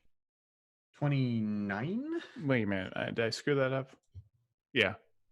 I'm not making those saves. Yeah, they that big burst of magical power that you hurl down upon those 4, and you're making sure that Aragard's not in this. Yeah. I'm not trying to. No, I'm not trying to kill him. You just kind of catch him at the very edge of the radius. Yeah. And so Aragard actually kind of feels a sort of pushback on him. He on them. They skid kind of backwards out of the way as all of these zombies are torn asunder. And there's no way they're making a DC 35 Constitution save. Not as fun for me to say as 55. But. I imagine they all just like hit like a bug against the wall inside of this tortoise or inside this giant turtle shell, and it's just like they slowly ooze down. Yeah. Okay, I like that. That's my action. I'm done. All right. These zombies are done. As you actually blasted some gravity magic around, you can hear those wooden rotting beams kind of splinter a little bit just from the residual force that shakes through the room. And now you are all out of combat. What would you like to do? Real quick, Aragard, did you take any of that damage, or did your echo do that? So are you okay, or is... They came in and attacked me, right? They were. Oh my gosh! I totally misunderstood. I have the same intelligence as these zombies, apparently. That was your echo down there doing all of that nonsense. Yeah, I thought you had them come up and get me. Yeah. So I wasn't sure. That's why I asked. If it's my echo, it has 1 HP and it just dies. Yeah. Okay. So let me do a little bit of retconning. I think what happened really there is, as soon as the zombies burst through your echo, the first attack that hit scattered it, and then the other 3 kind of scrambled up the rope and skittered along the beam, and then we're going up after you. You were up in the front, and then maybe you took a step backwards, and Soren blasted them all to bits right there in the front. Cool. Okay, so they're okay. Yeah. So let's see. I think what that ultimately means that Aragard took like 18 points of damage in total, not the full 24 that I said originally. If we're all making confessions, I rolled an extra 1d6. And I'm so sorry. So Todd, Kenrick, how dare you? I made a mistake and I'm feeling guilty. So it was only like 23, not 23, but it was like 24. Yeah. So they might still. All the zombies may be alive and they can still attack Orion. No, they are outer. They are out of there. I just totally didn't know if they were attacking you or if they were attacking your echo. And so now that I know that you are hurt, as I fly on down, I'm just clapping gently like, oh, that was amazing. And I'll give you a pat on the shoulder and I'm going to cast Cure Wounds. Nice. Thank you. You get 6 healing back because I'm just doing it at first level. Yay, thank you. I'm at 55 health. Is there just like ooze hanging off the ceiling now? Like, is it just really gross? Oh, I hope so. Yeah, Just like stalactites of viscera. Okay. Ugh. Oh, the decor in here is so nice now. Yeah. Hey, what's our policy for going over time just like a little bit? I feel like I don't know how much time we have. It's 6:45. I think if we went for a half hour more, we'd wrap this up nice and clean. Yeah. Well, clean. That depends on our illustrious video producer, William. Okay. Well, we'll forge forward and we'll let our producer get back to us. Okay. No problem. Yeah. No problem. That's what I love to hear. In the meantime, you are all in this room. The zombies have been disgustingly dealt with, and Bindi is looking at some kind of pulley and lever system that might open this door before her. I'm gonna tinker with it. Yeah. All right. We'll start pulling and wiggling on bobbles and bits, and I'm Okay. gonna see if I can ascertain how to open it. And I'm gonna open it honestly. Okay. I believe that I can. It's a very simple system. It's basically just a chain hooked up to a door and slung over a winch of some sort. And you think that how strong are you, Bindi? Not at all. Okay. You think that like you couldn't pull on it to make it open, but maybe if you like used your weight as ballast, you could like in the Disney Hunchback of Notre Dame, you could like swing off this thing and use it to like pull the chain down. Okay. I'm going. Okay. I'm just going to make her heavier. Yeah. You I'm see me swinging from it and like kicking my legs? Yeah. So I'm gonna let that happen for a few seconds. And then I have an ability as a graviturgist, available now on D&D Beyond if you bought Explorer's Guide to Wildemount. Gravity well. I can... Nope, that's not it. We'll kill her. I'm going to find it. I'm going to find the right way. Adjust density. I quite literally can double her weight, and she will have advantage on strength saving throws. Nice. Yes, and now gravity pulls extra hard on Bindi, and even this small goblin form feels like a lead weight put against this chain, and you just hear this rattling, and the grinding of stone as this door swings open towards you. Yay! Was that a fun ride? It was. You'll have to try it on the way out too. It was good. Okay. So we could all go in now because before it was only open enough for me to go in, which also, by the way, there's probably something small and sinister in there because the door was open a little bit. I don't know if y'all caught that. Is there anything we can like tie it to a winch or like tie it up so that it doesn't shut on us while we're inside? It's so heavy. I don't know how it would. Yeah, the doors are pretty stable. Unless someone is actively pulling upon it, it looks like it's not going anywhere. Oh, okay. I'll take my dancing lights and they'll stop doing their little rave around the bits that are left of the zombies. God. And I will send them down the hallway to see what's ahead. Shoot them down the hallway, and they actually hit the end of it pretty quickly. It's a 15-foot long, 10-foot wide hallway made of finely carved stone that terminates in a heavy wooden gate. Big, just like the stone doors you just winched open, but they look a lot less heavy. Basically, you don't see any bar. They just look closed. And there's nothing else down the hallway? Nope, the hallway goes straight. It's a short little hallway, just a little antechamber before whatever is behind these wooden doors. I will push it open as the team's tank. Mm-hmm.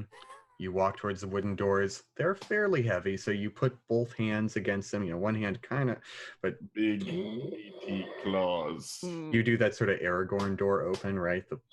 I throw my weight against one of them as well to help. She's still very heavy, actually. So, Boom, boom, boom. Yes, and those doors swing open with the combined force of Aragard and a slightly heavier Bindi. And you now find yourselves in another pitch black chamber, though I imagine you're sending your dancing lights in as well. Absolutely. You send it in, and these lights placed around the room illuminate these things. First of all, the room is dominated by a large statue on a 10-foot wide circular base. It's a statue of a dark elf woman with a crown with 3 horns on it. Any one of you, if you spent any time in Jorhas's estate, recognize this as a statue of the Bright Queen. And in her hands before her, she is holding a larger than life symbol of the Luxon, a dodecahedron made up of iron and glass. Behind this statue is a cave-in of some sort. This hall looks like it might have been longer at one point, but a whole tumble of dirt and rock has kind of caved in the back of the chamber into a wall. And on either side of this statue are a pair of staircases leading up to some sort of balcony, just above the door you're entering from. These are the things you see in this room. What would you like to do? Aragard, you're in front. I think we'll go take the balcony. Yeah. You pass towards the statue, kind of passing between it and the stairs, going towards those stairs. And as you get within about 15 feet of the statue, there's about 40 feet between the statue and the door you're in right now. So you go in, you stride in, and there's this faint pulse within the glass dodecahedron. It's like an ultraviolet light, just I'm gonna hide. Ooh. And I don't like this. I'm gonna hide when I get a chance. It says, "Hello." Hi. Let me guess, you're the Dark Star. It talks. I am the Dark Star. How did you know that? We've been talking to some people. You have a great reputation. Big question real quick. Just want to slide this in there on the introduction. You're not making zombies, are you? What if I am? I just want to know. My power has been used to create and spread the blessing of undeath across the land. Yes. Ooh, that's. Word. Who, did you just decide to do that, or was that somebody else who asked you? Who sent you? There are some people who, were dealing with some undead, wanted to know where they came from. We showed up here. We're not necessarily trying to stop you from doing your job. There's someone who is a fine sorcerer of some sort, some magic user. They know. Anyway, they just want to commune with you, talk about what you want to do, let you see the world. I would seek my revenge upon the one who imprisoned me in this place so very, very long ago. Who was that exactly? In these times, they call her the Bright Queen, a rather ostentatious title, I should think. I see. Yeah, we've heard some about her. Doesn't sound that great of a person, I think Yes. What's going on? She, I believe, is a traitor, and I wish to put an end to her heretical state once and for all. Would you care to join me in such a quest? Yeah, totally. I mean, I'm down. I already said the branding is pretty cool over there. I don't know if y'all have seen it. I'm not drafted to any team, madam. I'm a free agent. How are you positioned in the room right now? I know where Aragard is. They are in between one of the staircases and the glass effigy. How about the rest of you? I'm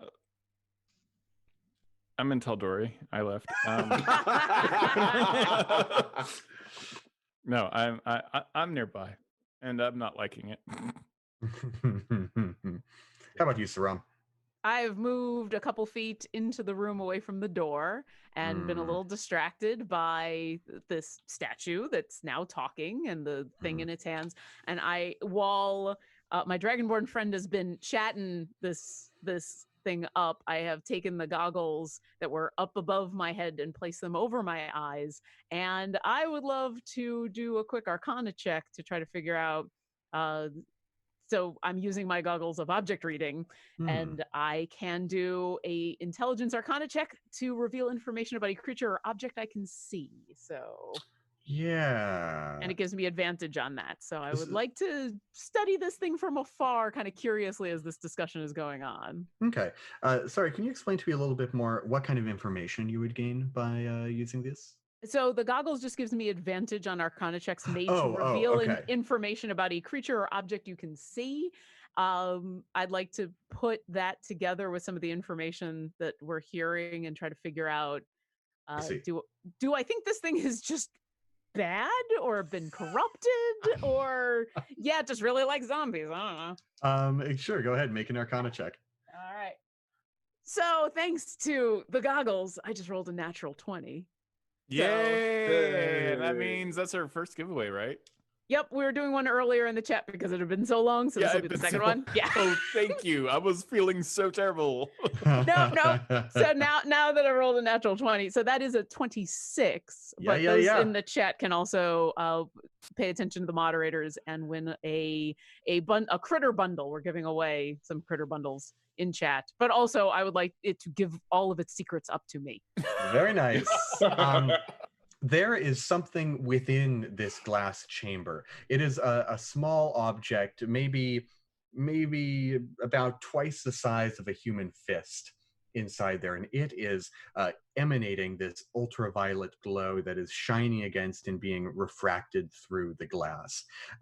It's undoubtedly an incredibly powerful source of magic, and yet there's something that feels kind of frail about it. Something like it's a light bulb that's that maybe hasn't been used in like 50 years. You know, you dust off a light bulb from the attic, and it's just a little weak when you plug it in for the first time. When you mean like a light bulb that you've had for a while, you don't mean like the sentience that comes along with it, right? Because What kind of light bulbs are you using? I'm gonna change them up. Yeah. Yeah, rotate them.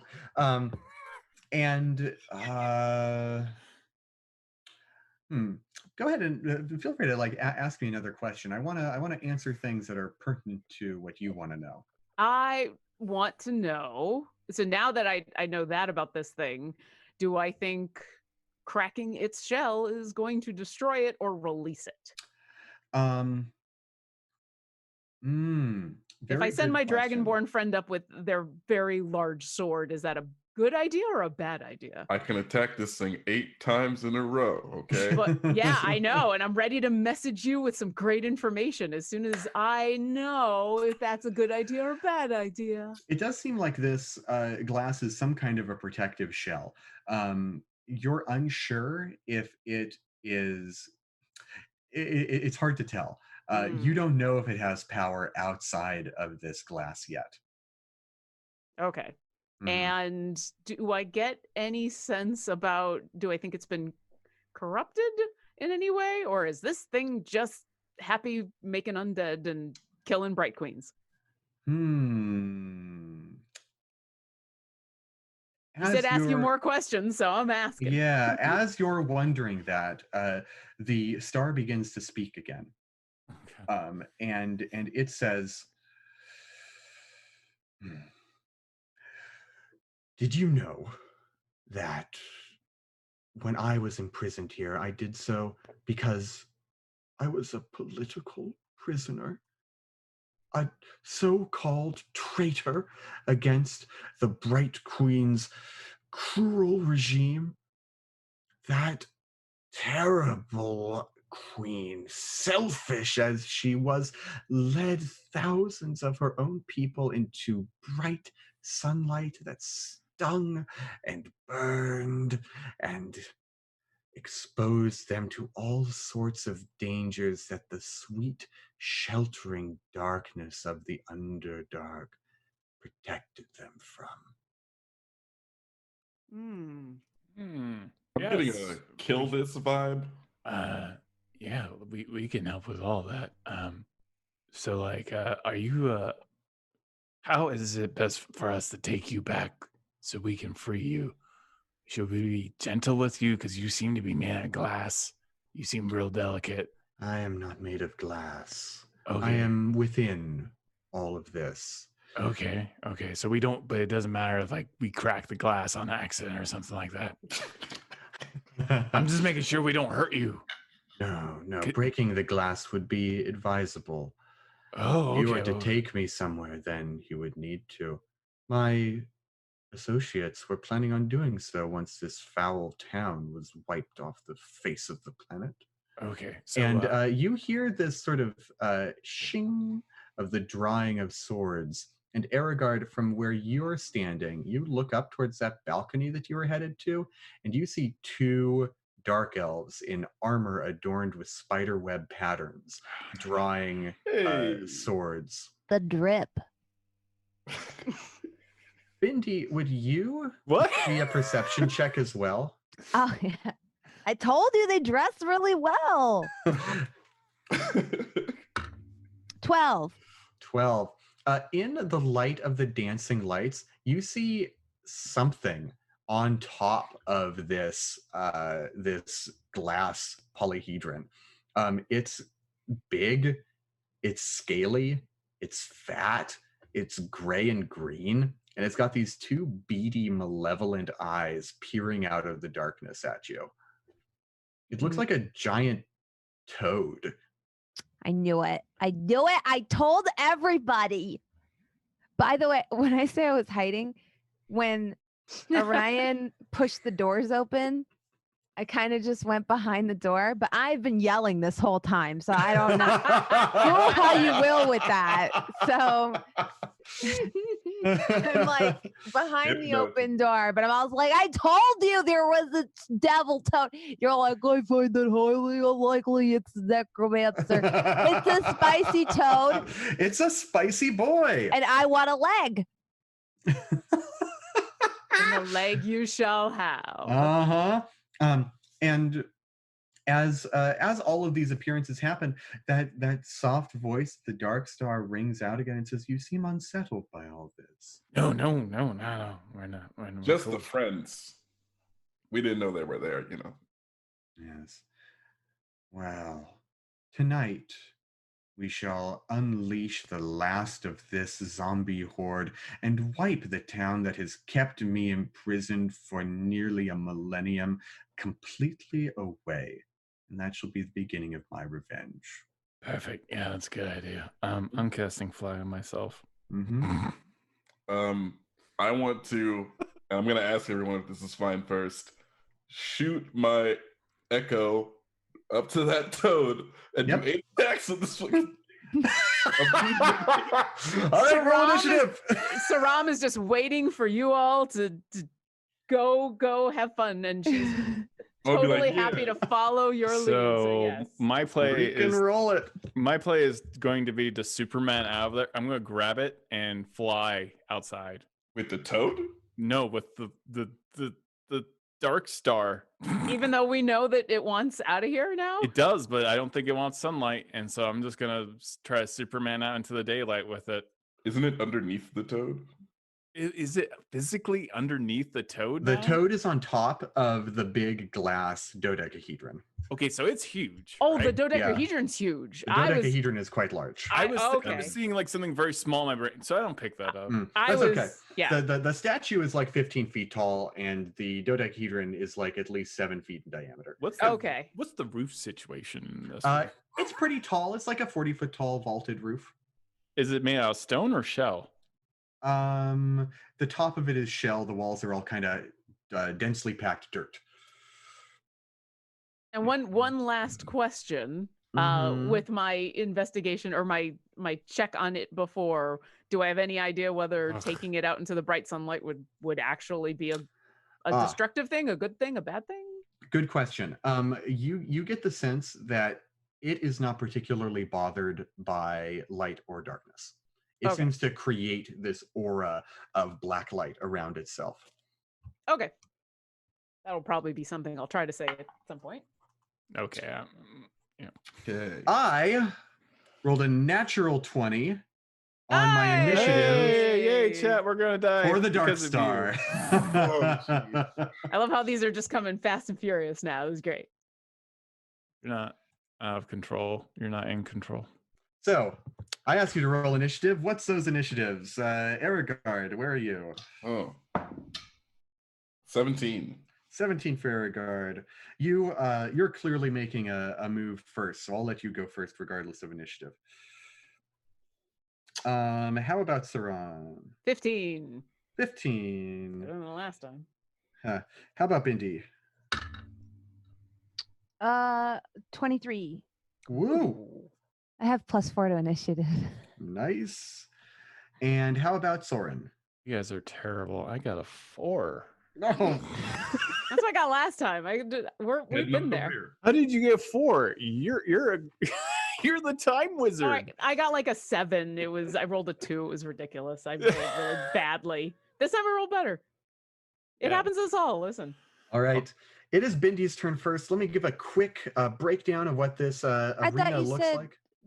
Orion gets to go first since they I'm acted first. totally sorry. Yes, Erigard is first. So let me describe this anyway.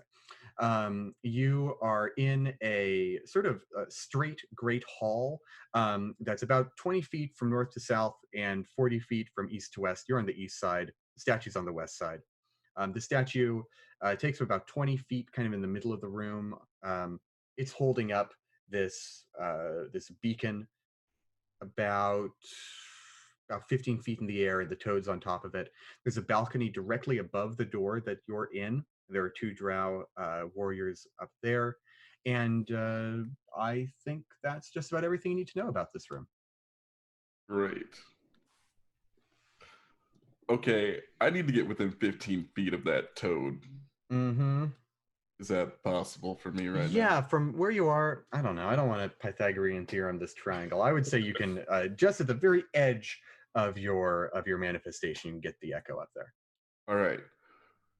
You see Erigard cast out their arm, and all of a sudden an echo of them shows up right in front of that toad. And I go, fuck him up. And all of a sudden... all right. Omni slash. Begin all the attacks. And I'm going to use my item finally. Okay, Yeah. First attack, that's 16. That's a hit. Bless. Should I roll damage or keep rolling? Go ahead and roll attacks until you're out of attacks. Cool. I think we'll get along quicker that way. Okay, it's 1. Okay, this is 2. This one's pretty low. 11. 11 does not hit. Okay. That's 21. That's a hit. Okay. That's 26. That's a hit. That's 23. That's a hit. That's 19. That's a hit. How many have I rolled so far? You've rolled 7 right now. Okay, one more. And that's a 9, so 16. 16, that's a hit. And was that with an action surge? Yes. Okay, cool. Yeah, so that's 5, 8, 6 hits in there. 6 hits, 2 misses. Okay, so for 3 of these attacks, I'm going to roll an additional d10 as I'm going to be expelling charges of my Hunter's Cloak, which gives me 1d10 additional necrotic damage to Per attack? My attacks. Yes. So 3 of them I'm going to roll with the d10. If y'all aren't going to buy this book at this point, what are you doing? Yeah. This is obscene. Does someone want to donate to help me over here? Yeah, you put Hexblade or Hunter's Bane on Echo Knight. It's a nightmare. All right, that is a d10. So. Oh, and your sword is magical now, isn't it? Is it? Yeah, you got. Oh no, your armor's magical. Okay, never mind. So that's 8. Oh, that's a 1. So that's 9, 13 for the first attack. That's 7, 10, 14 for the second attack. Mm-hmm. Come on, D10. Go higher. That's not bad. 15, 19 for the third attack. Whoa. Now I'm taking the D10 away. That's 7. 10.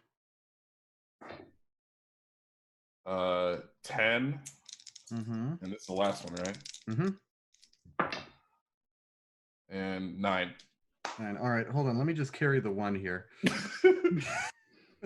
13, 7, that's 10. And that's 4 plus 9 is another Make sure you slice off one of the 13. legs for our goblin friend. She's going to want And that. 3 and 9, that's another 2. So it's 3 10s plus 2 10s. That's 53 damage if I mathed it right.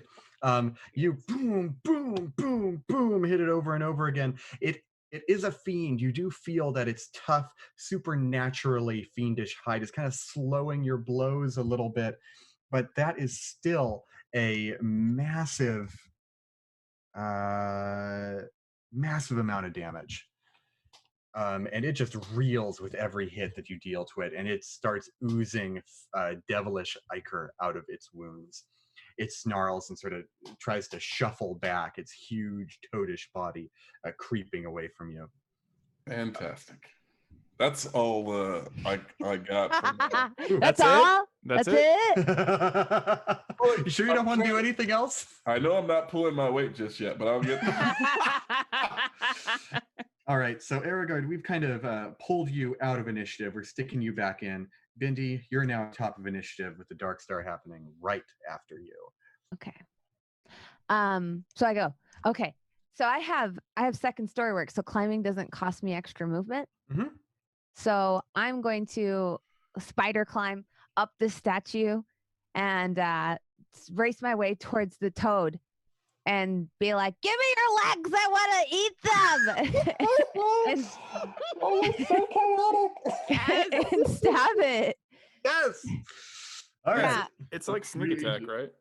Yeah, I get sneak attack because it's engaged. And also scared. Mhm. the opposite side of it. You should be flanking it too.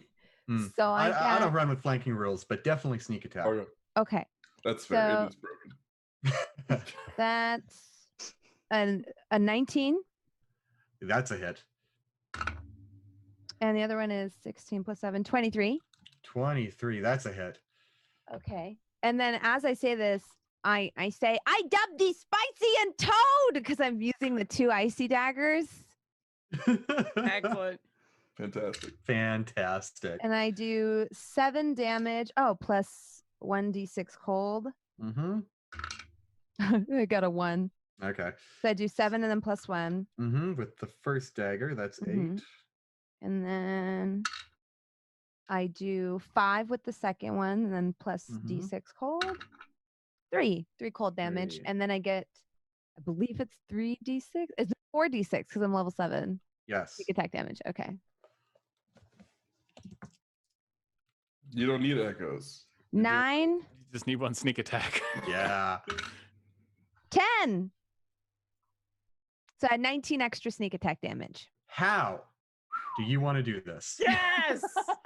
I'm going to say I go directly for the leg and carving it, much like a turkey dinner. I find a weak point, put both daggers in and just separate it and then pull it off. And this is a perfectly carved toad. Eviscerated, drumstick sliced.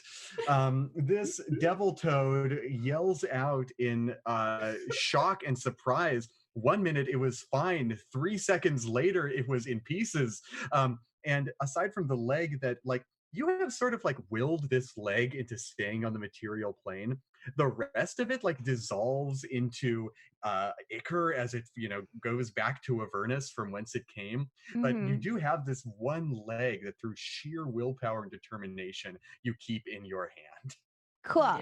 And then I'm going to use my fast hands, which allows me to use an item as a bonus action. I'm going to start eating it. Yes. Yes. I'll allow it. Chow. As I'm Chow eating, I down. just say, my nose and my eyes are running. I say, oh, it's really spicy, but it's good. You got that spice of hell. It's so spicy. Make sure you share with Aragard. He helped you with that, you know. Oh boy. Everyone on the floor can kind of see these two drow like look at each other like, what? And they ready their swords and hold up these hand crossbows ready to shoot. But before they can do anything, the Dark Star pulses once again and says, "You killed my devil toad. I shan't forget this.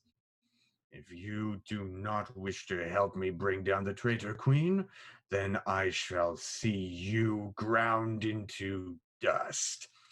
Behold the power of Dark Star!" And he casts Dark Star. A Really? new spell in his Player's Guide to Wildemount. I'm so surprised. I was not expecting that at all. He creates a sphere of dark magic on the floor that catches all of you except for Bindi. And it actually engulfs his drow warriors as well, because it has to be in order to catch as many of you as possible. It stretches from the base of the kneeling statue all the way to just past the door. And you feel the ground rumble. You feel this tightness inside you, as if all of your body wants to be compressed into a single point. I want all of you to make a saving throw, a Constitution saving throw. I know. Oh, I got a 20. I'm not joking. Nice. Is that a nat 20? I got a natural 20. Natural 20. I'll put the camera on it. I trust you, Todd. Yeah, I'm pretty weird about that. How about Saram? Oh.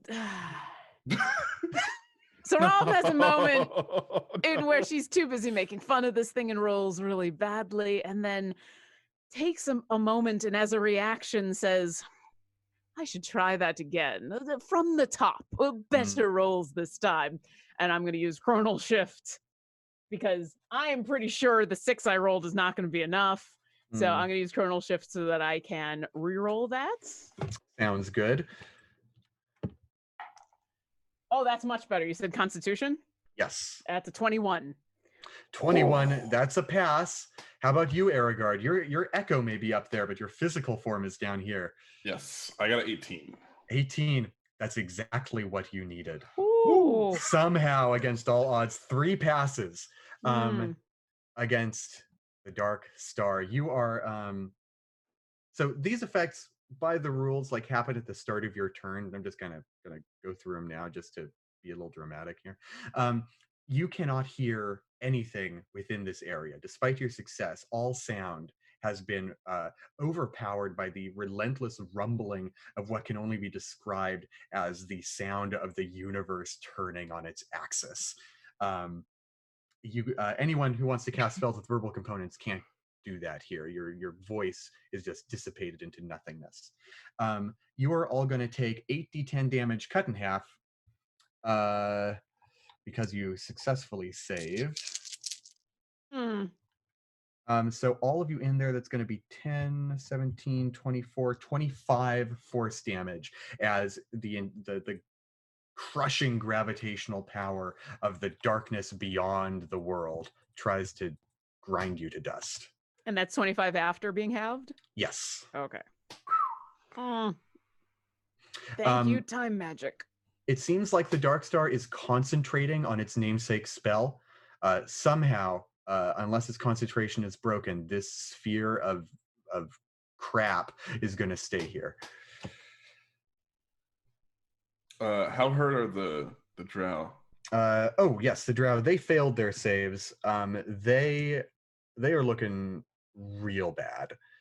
Perfect. Yeah, they're not dead, but they are gripping the handrail of the balcony that they're on. You can see like one of their arms is kind of twisted weirdly. They're bloody for sure. And with that out of the way, it's Saron's turn. Oh, this is the worst. This is the worst of all time. Okay. So, do I have a sense that we should just GTFO, or do I think I could dispel the Dark Star? Or try anyway. Actually, wait, hold on. Nope, I can't dispel the Dark Star. Never mind.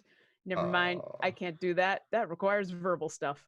There's Yeah. enough space in the room that you probably could escape the radius of the Dark Star. Okay. Yeah. It would be basically all of your movement, but you could shuffle out of there. I'm just like quickly thinking through all of my spells. What can I do that does not require verbal stuff? You said all right, here's a weird question because you've called the Dark Star a he. I'm not sure if that's a slip up or not. Is this a creature? It is an entity. It's a presence. When I made my notes, I said it throughout, but I do sometimes slip up and say he. Okay, so it would not be considered a creature. For the purposes of things that affect creatures. Yeah, things that affect creatures would affect it. Okay. But for what it's worth, you don't have line of sight to whatever the Dark Star itself is. You have a line of sight to its shell, to this glass and iron shell that's surrounding it. I can't see the thing inside of it after I don't want to break the case on that. Okay. All right, I'm going to look over at one of these drow, and I'm not going to say anything because I don't need to. Also, it's so loud in here all of a sudden. And what I'm going to think is, you just stay there. And I'm going to cast Momentary Stasis, which is, as an action, you can magically force a large or smaller creature you can see within 60 feet of you to make a Constitution saving throw, DC 15. If they succeed, nothing will happen. If they fail, they're going to be incapacitated and have a speed of 0. Who are you targeting with this? One of the drow. Constitution save 11. Yeah, so they are encased in time. They just kind of and they're going to be stuck there until the end of my next turn. Or until the creature takes damage, but I have a feeling the Dark Star is going to take care of that thing. How far up do I need to fly to get out of the sphere of badness? It's a 40-foot radius hemisphere on the ground. You need to fly 40 feet plus 1 foot. I would like to do that as I have a fly speed of 50. So yes, I want to do exactly that. All right. And then as my bonus action, I'm going to, I've got one of these left. Who do I think is going to have a harder time getting out of this? Oh, geez. I know Soren can fly. Do I know? Yeah, I know Soren can fly. So I'm going to look at Aragard. And now that I can speak, I'm going to say, you're doing magnificently. We need to get out of here very quickly, though. I'm going to give you Bardic Inspiration, so you have a D6 that you can use on anything for the next 10 minutes. On one thing. I can't hear you, but I can feel you in my heart. And that will be my turn. All right. It is the drow's turn. Technically, this damage that you all just suffered happens at the start of their turn, so they can hit with it. But we just did it all at once just to get it out of the way. These drow are going to try and run outside the balcony, run down the balcony onto the stairs out of the radius of the Dark Star. And they are going to take hand crossbows. Are we still considering the one that I momentarily stasis? Yes, that one is stasis, okay. Absolutely. Okay. Sorry, 8 balls in the air. I know, that's fine. And the one drow that is still in stasis is getting out of dodge, and he is running to the staircase. He holds up this little pistol crossbow and is going to shoot at you, Saran. Really? It didn't freeze you. Ew, that's going to be an 18 to hit. Oh, yes, that will hit. And that's going to hit you with 7 piercing damage. And I'd like you to make a Constitution saving throw. Oh, okay. You feel this bite as some kind of poison works at you. That's 17. You pass. Oh, good. You shrug it off, whatever ill venom was upon that bolt. Okay. And that is the Drow's turn. One remains stasis. Are you concentrating on this stasis ability? I don't think I am. No, it just happens, and then Yeah, no concentration on that. Perfect. yeah, I'm not concentrating on anything. In that case, we come to Soren. And Bindi, you're next up after Soren. Oh, I thought I was last. You are. Bindi's first. How bad is this?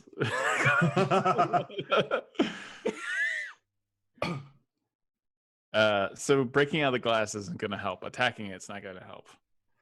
I think we have to break it out of the glass to attack it. Mm-hmm. I think Orion's right. Well, if the DM says so. I'm pulse waving it. Oh. All right. Yeah. I'm gonna do. Wait, I can't. How heavy is this glass case? That's a good question. That's not something I wrote in my notes. It's glass and iron. The glass itself probably isn't very heavy. I'm going to take whatever. Okay, I'm gonna take like the kneecap of the devil toad as our creepy rogue friend is eating it, and I'm going to cast the only thing I can cast that doesn't have a semantic component, catapult, and I'm going to shoot the kneecap right at the glass. I was gonna nod that. You have to ask. I'm trying not to throw up as I cast it. So I make my catapult symbol and I rip it out of the kneecap, and it's gonna do damage. Boom, it goes for the glass. Let's see. The glass can't make a dexterity saving throw, so roll some damage. Strangely enough, 68. No. It's not 68. It's like 5d8. It's sorry. 5d8. Okay. All right. Is your maximum power still going? No, it's for 1. Oh. 5. Well, if it's for 1 minute, I don't think a minute has passed. Is it a minute? I think it's your first spell. Oh, it's just one spell? Okay. Ooh, 17, 18, 19, 21, 22, 23, 24, 25, 26, 27. 27, and this glass is vulnerable to bludgeoning damage. That's 52. There is a boom. There is a huge crack that forms in the glass. It's like a rock hitting a speeding windshield. The glass is not yet cracked, though. Another bit of force applied to it. Another force like that will surely do it. That's all I got. Can't get out of this sphere of awful. Yeah, I'm gonna run out. I'm gonna run out of the sphere. If I can. Which way are you gonna run? Are you gonna run out the door? Or are you gonna run towards the statue? I'm running towards the statue. All right, you run toward the statue with 30 feet of movement. You're only barely still in the Dark Star radius, so you're just at the edge of it. On your next turn, you'll be able to slip out. Do I know that I'm not gonna be able to get out? Yeah. You kind of have this feeling. I'm not even gonna run. I'm gonna stay with it. Okay. Okay, I changed my mind. You stay put. Which brings us to Bindi. Mm-hmm. I'm gonna take the last bit of bone I'm gnawing on and put it in my short bow. Wait, the last? How much toad did you eat? All of it. I was hungry, and I had to wait for all your turns. There's always time for a snack. Launch it at this glass orb. That's gonna be my attempt, anyways. Go for it. Make an attack roll. Okay. Oh, I got a nat 20! Oh my god. 3 hours of no nat 20s. Nothing. And 15 minutes of all the nat 20s. Indeed. Is it technically sneak attack? Because it's, well, I don't know if it's engaged. I don't know if I would say this is an object. I don't think you can sneak attack an object. Okay. Rat. In that case, I will need the nat 20 because I don't do that much damage with the short bow. Chat says unbindelievable. Oh, see. that's awesome. I got a 6 and then +4, so 10. 10. Another crack forms. It's getting closer, but that glass is still not quite there. Could we argue that because I used a bone that it counts as bludgeoning and not piercing I damage? felt like that was what you were going for. Yeah, okay. I buy that. Let's see, that's a little bit more. This bone is now lodged clean in that like stone on the windshield hole that Soren made. There's now an aperture about the size of a basketball in the glass case. And Bindi, you're looking in there, and you can see that floating in the center is what appears to be an elven skull made of onyx, jet black, with two tiny points of green flame as its irises. And it is surrounded by this haze of ultraviolet light. There you behold the true Dark Star. Speaking of which, it's its turn. It is going to stay perfectly still. The green flame in its eyes flicker, and it seems to be maintaining concentration on its signature spell and doing nothing else. Erigard, we come to you with Saran next up. Okay, so Don't mess up, Orion. No pressure. okay. Here's what I am going to do. Yeah. Do it. I have one more use of the thing, so I can attack 4 times. The thing? So I want to do an unarmed strike with my echo because it's on the glass, right? Yeah, the echo's on the glass. I want it to smash the glass because bludgeoning damage does double, so I might as well. Yeah. It's just going to be 5 damage, so then it would be 10 with its first attack. Smash, boom! Panes of glass fall through the thing. Okay, so now I want it to move inside so I can get to the green skull. You go down this onyx skull. The pinpricks of green flame in its eyes sort of look up to you as you come in. Okay, I got 3 attacks I can use on this thing. I'm going to use Greatsword for the rest of these attacks. Yeah, your echo is like standing in the midst of this gigantic dodecahedral blacklight, and it's like it's this bizarre sort of sci-fi image as you raise your sword. Probability. Is his teeth all shiny and stuff like at a nightclub? Oh yeah. Oh yeah. 6 plus 7, 13. Is that to hit? Yes. The sword, doing, it just swings through the air. It glances off the skull, makes no. Wait a second. Effect. I have a D6. Can I throw on my inspiration?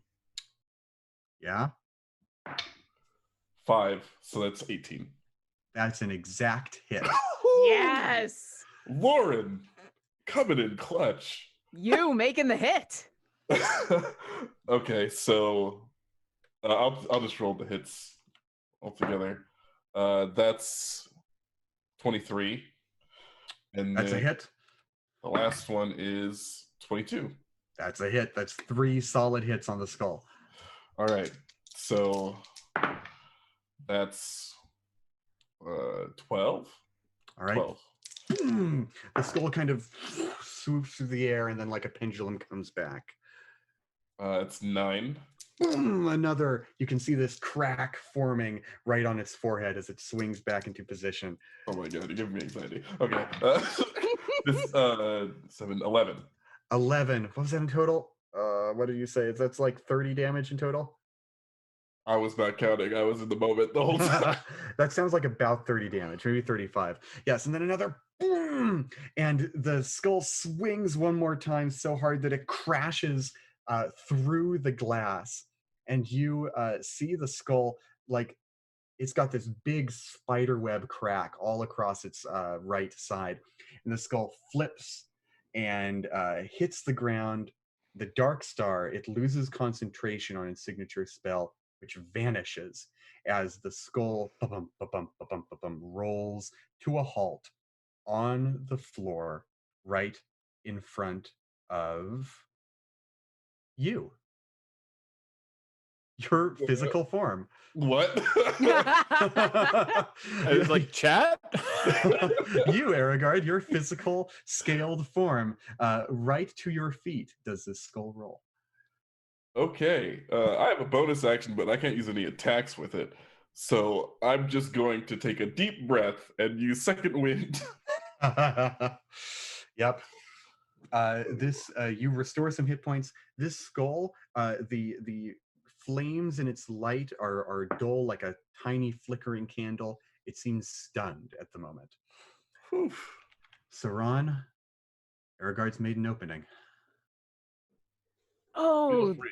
Just do your thing. do I think just destroying this thing is our best option after all my looking at it before? Or is that a bad idea?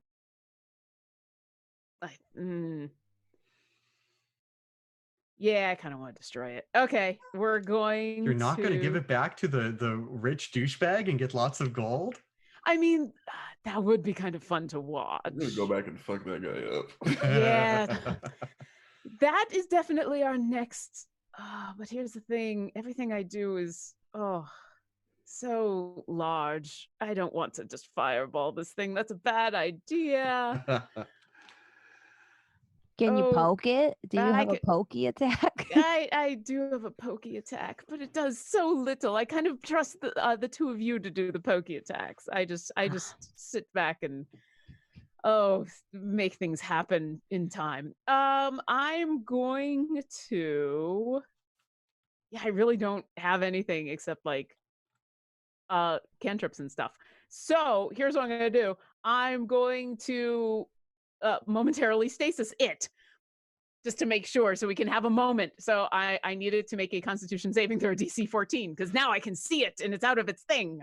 Got it. As you cast this stasis, it says, "The magic used against me again, no!" And it fails.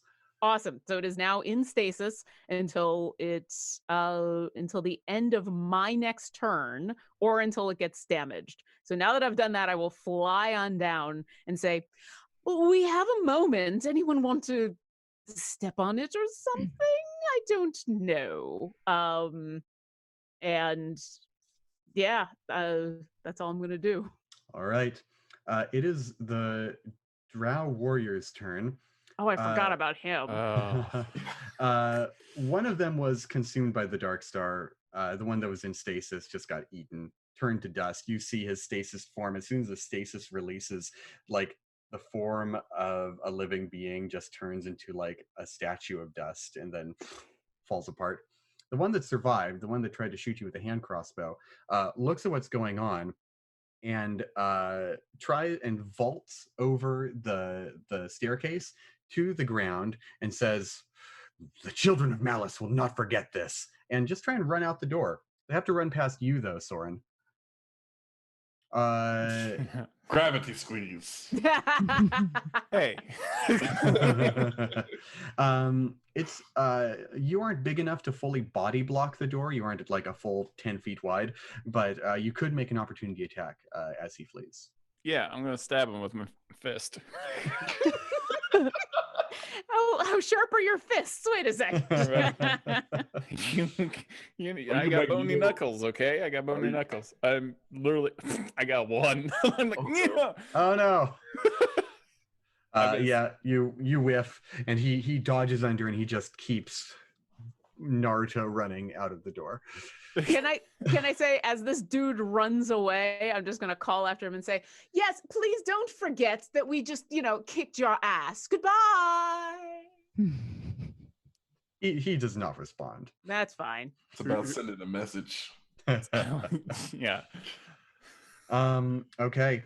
It is now Soren's turn. Yeah, I'm gonna do a thing. So it's exposed. Do I feel like it's pretty broken up? It's got this big spiderweb crack all along the right side. Is it technically an item, or is it? It is a creature. It's an undead creature. It's a skull.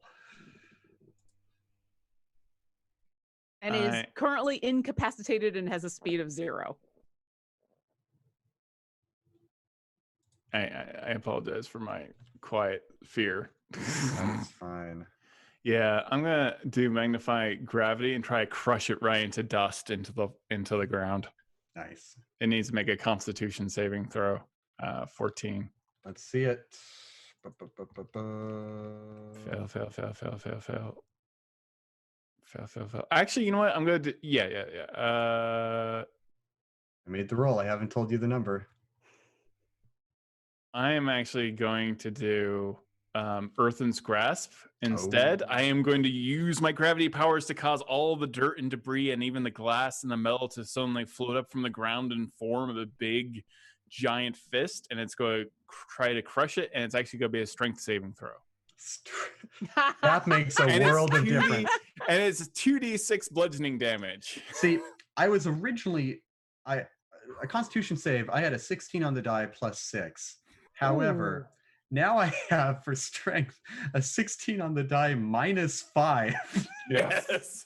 As this strength 1 skull is smashed, pulverized. Well, hold on.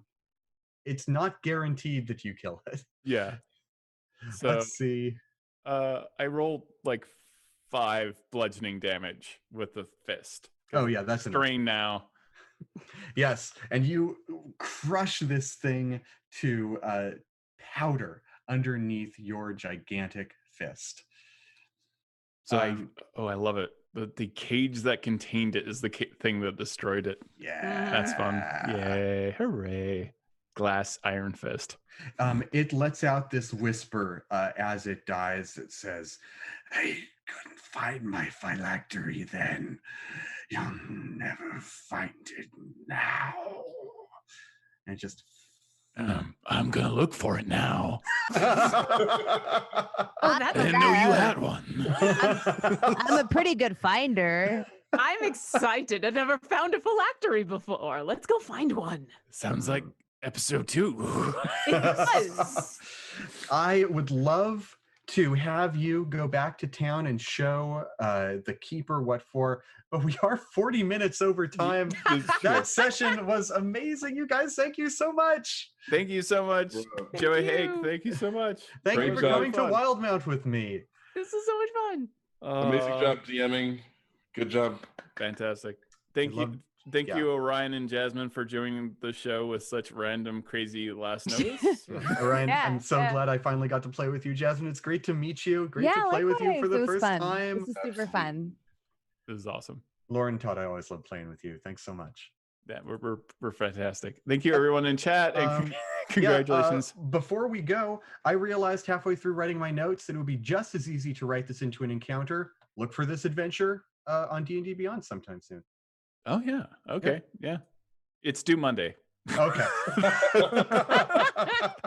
Yeah, if you want to play through this adventure back home with Explorer's Guide to Wildemount, you will soon have everything you need to do so. Thanks so much for watching. Thank you so much. Can we spend like 30 more seconds for Jasmine and Orion to be able to talk about where they can find them? Because the rest of us can be found at D&D Beyond, but the two of you, can you take a second and tell us where? You. Yes, please. Bronze, you're killer.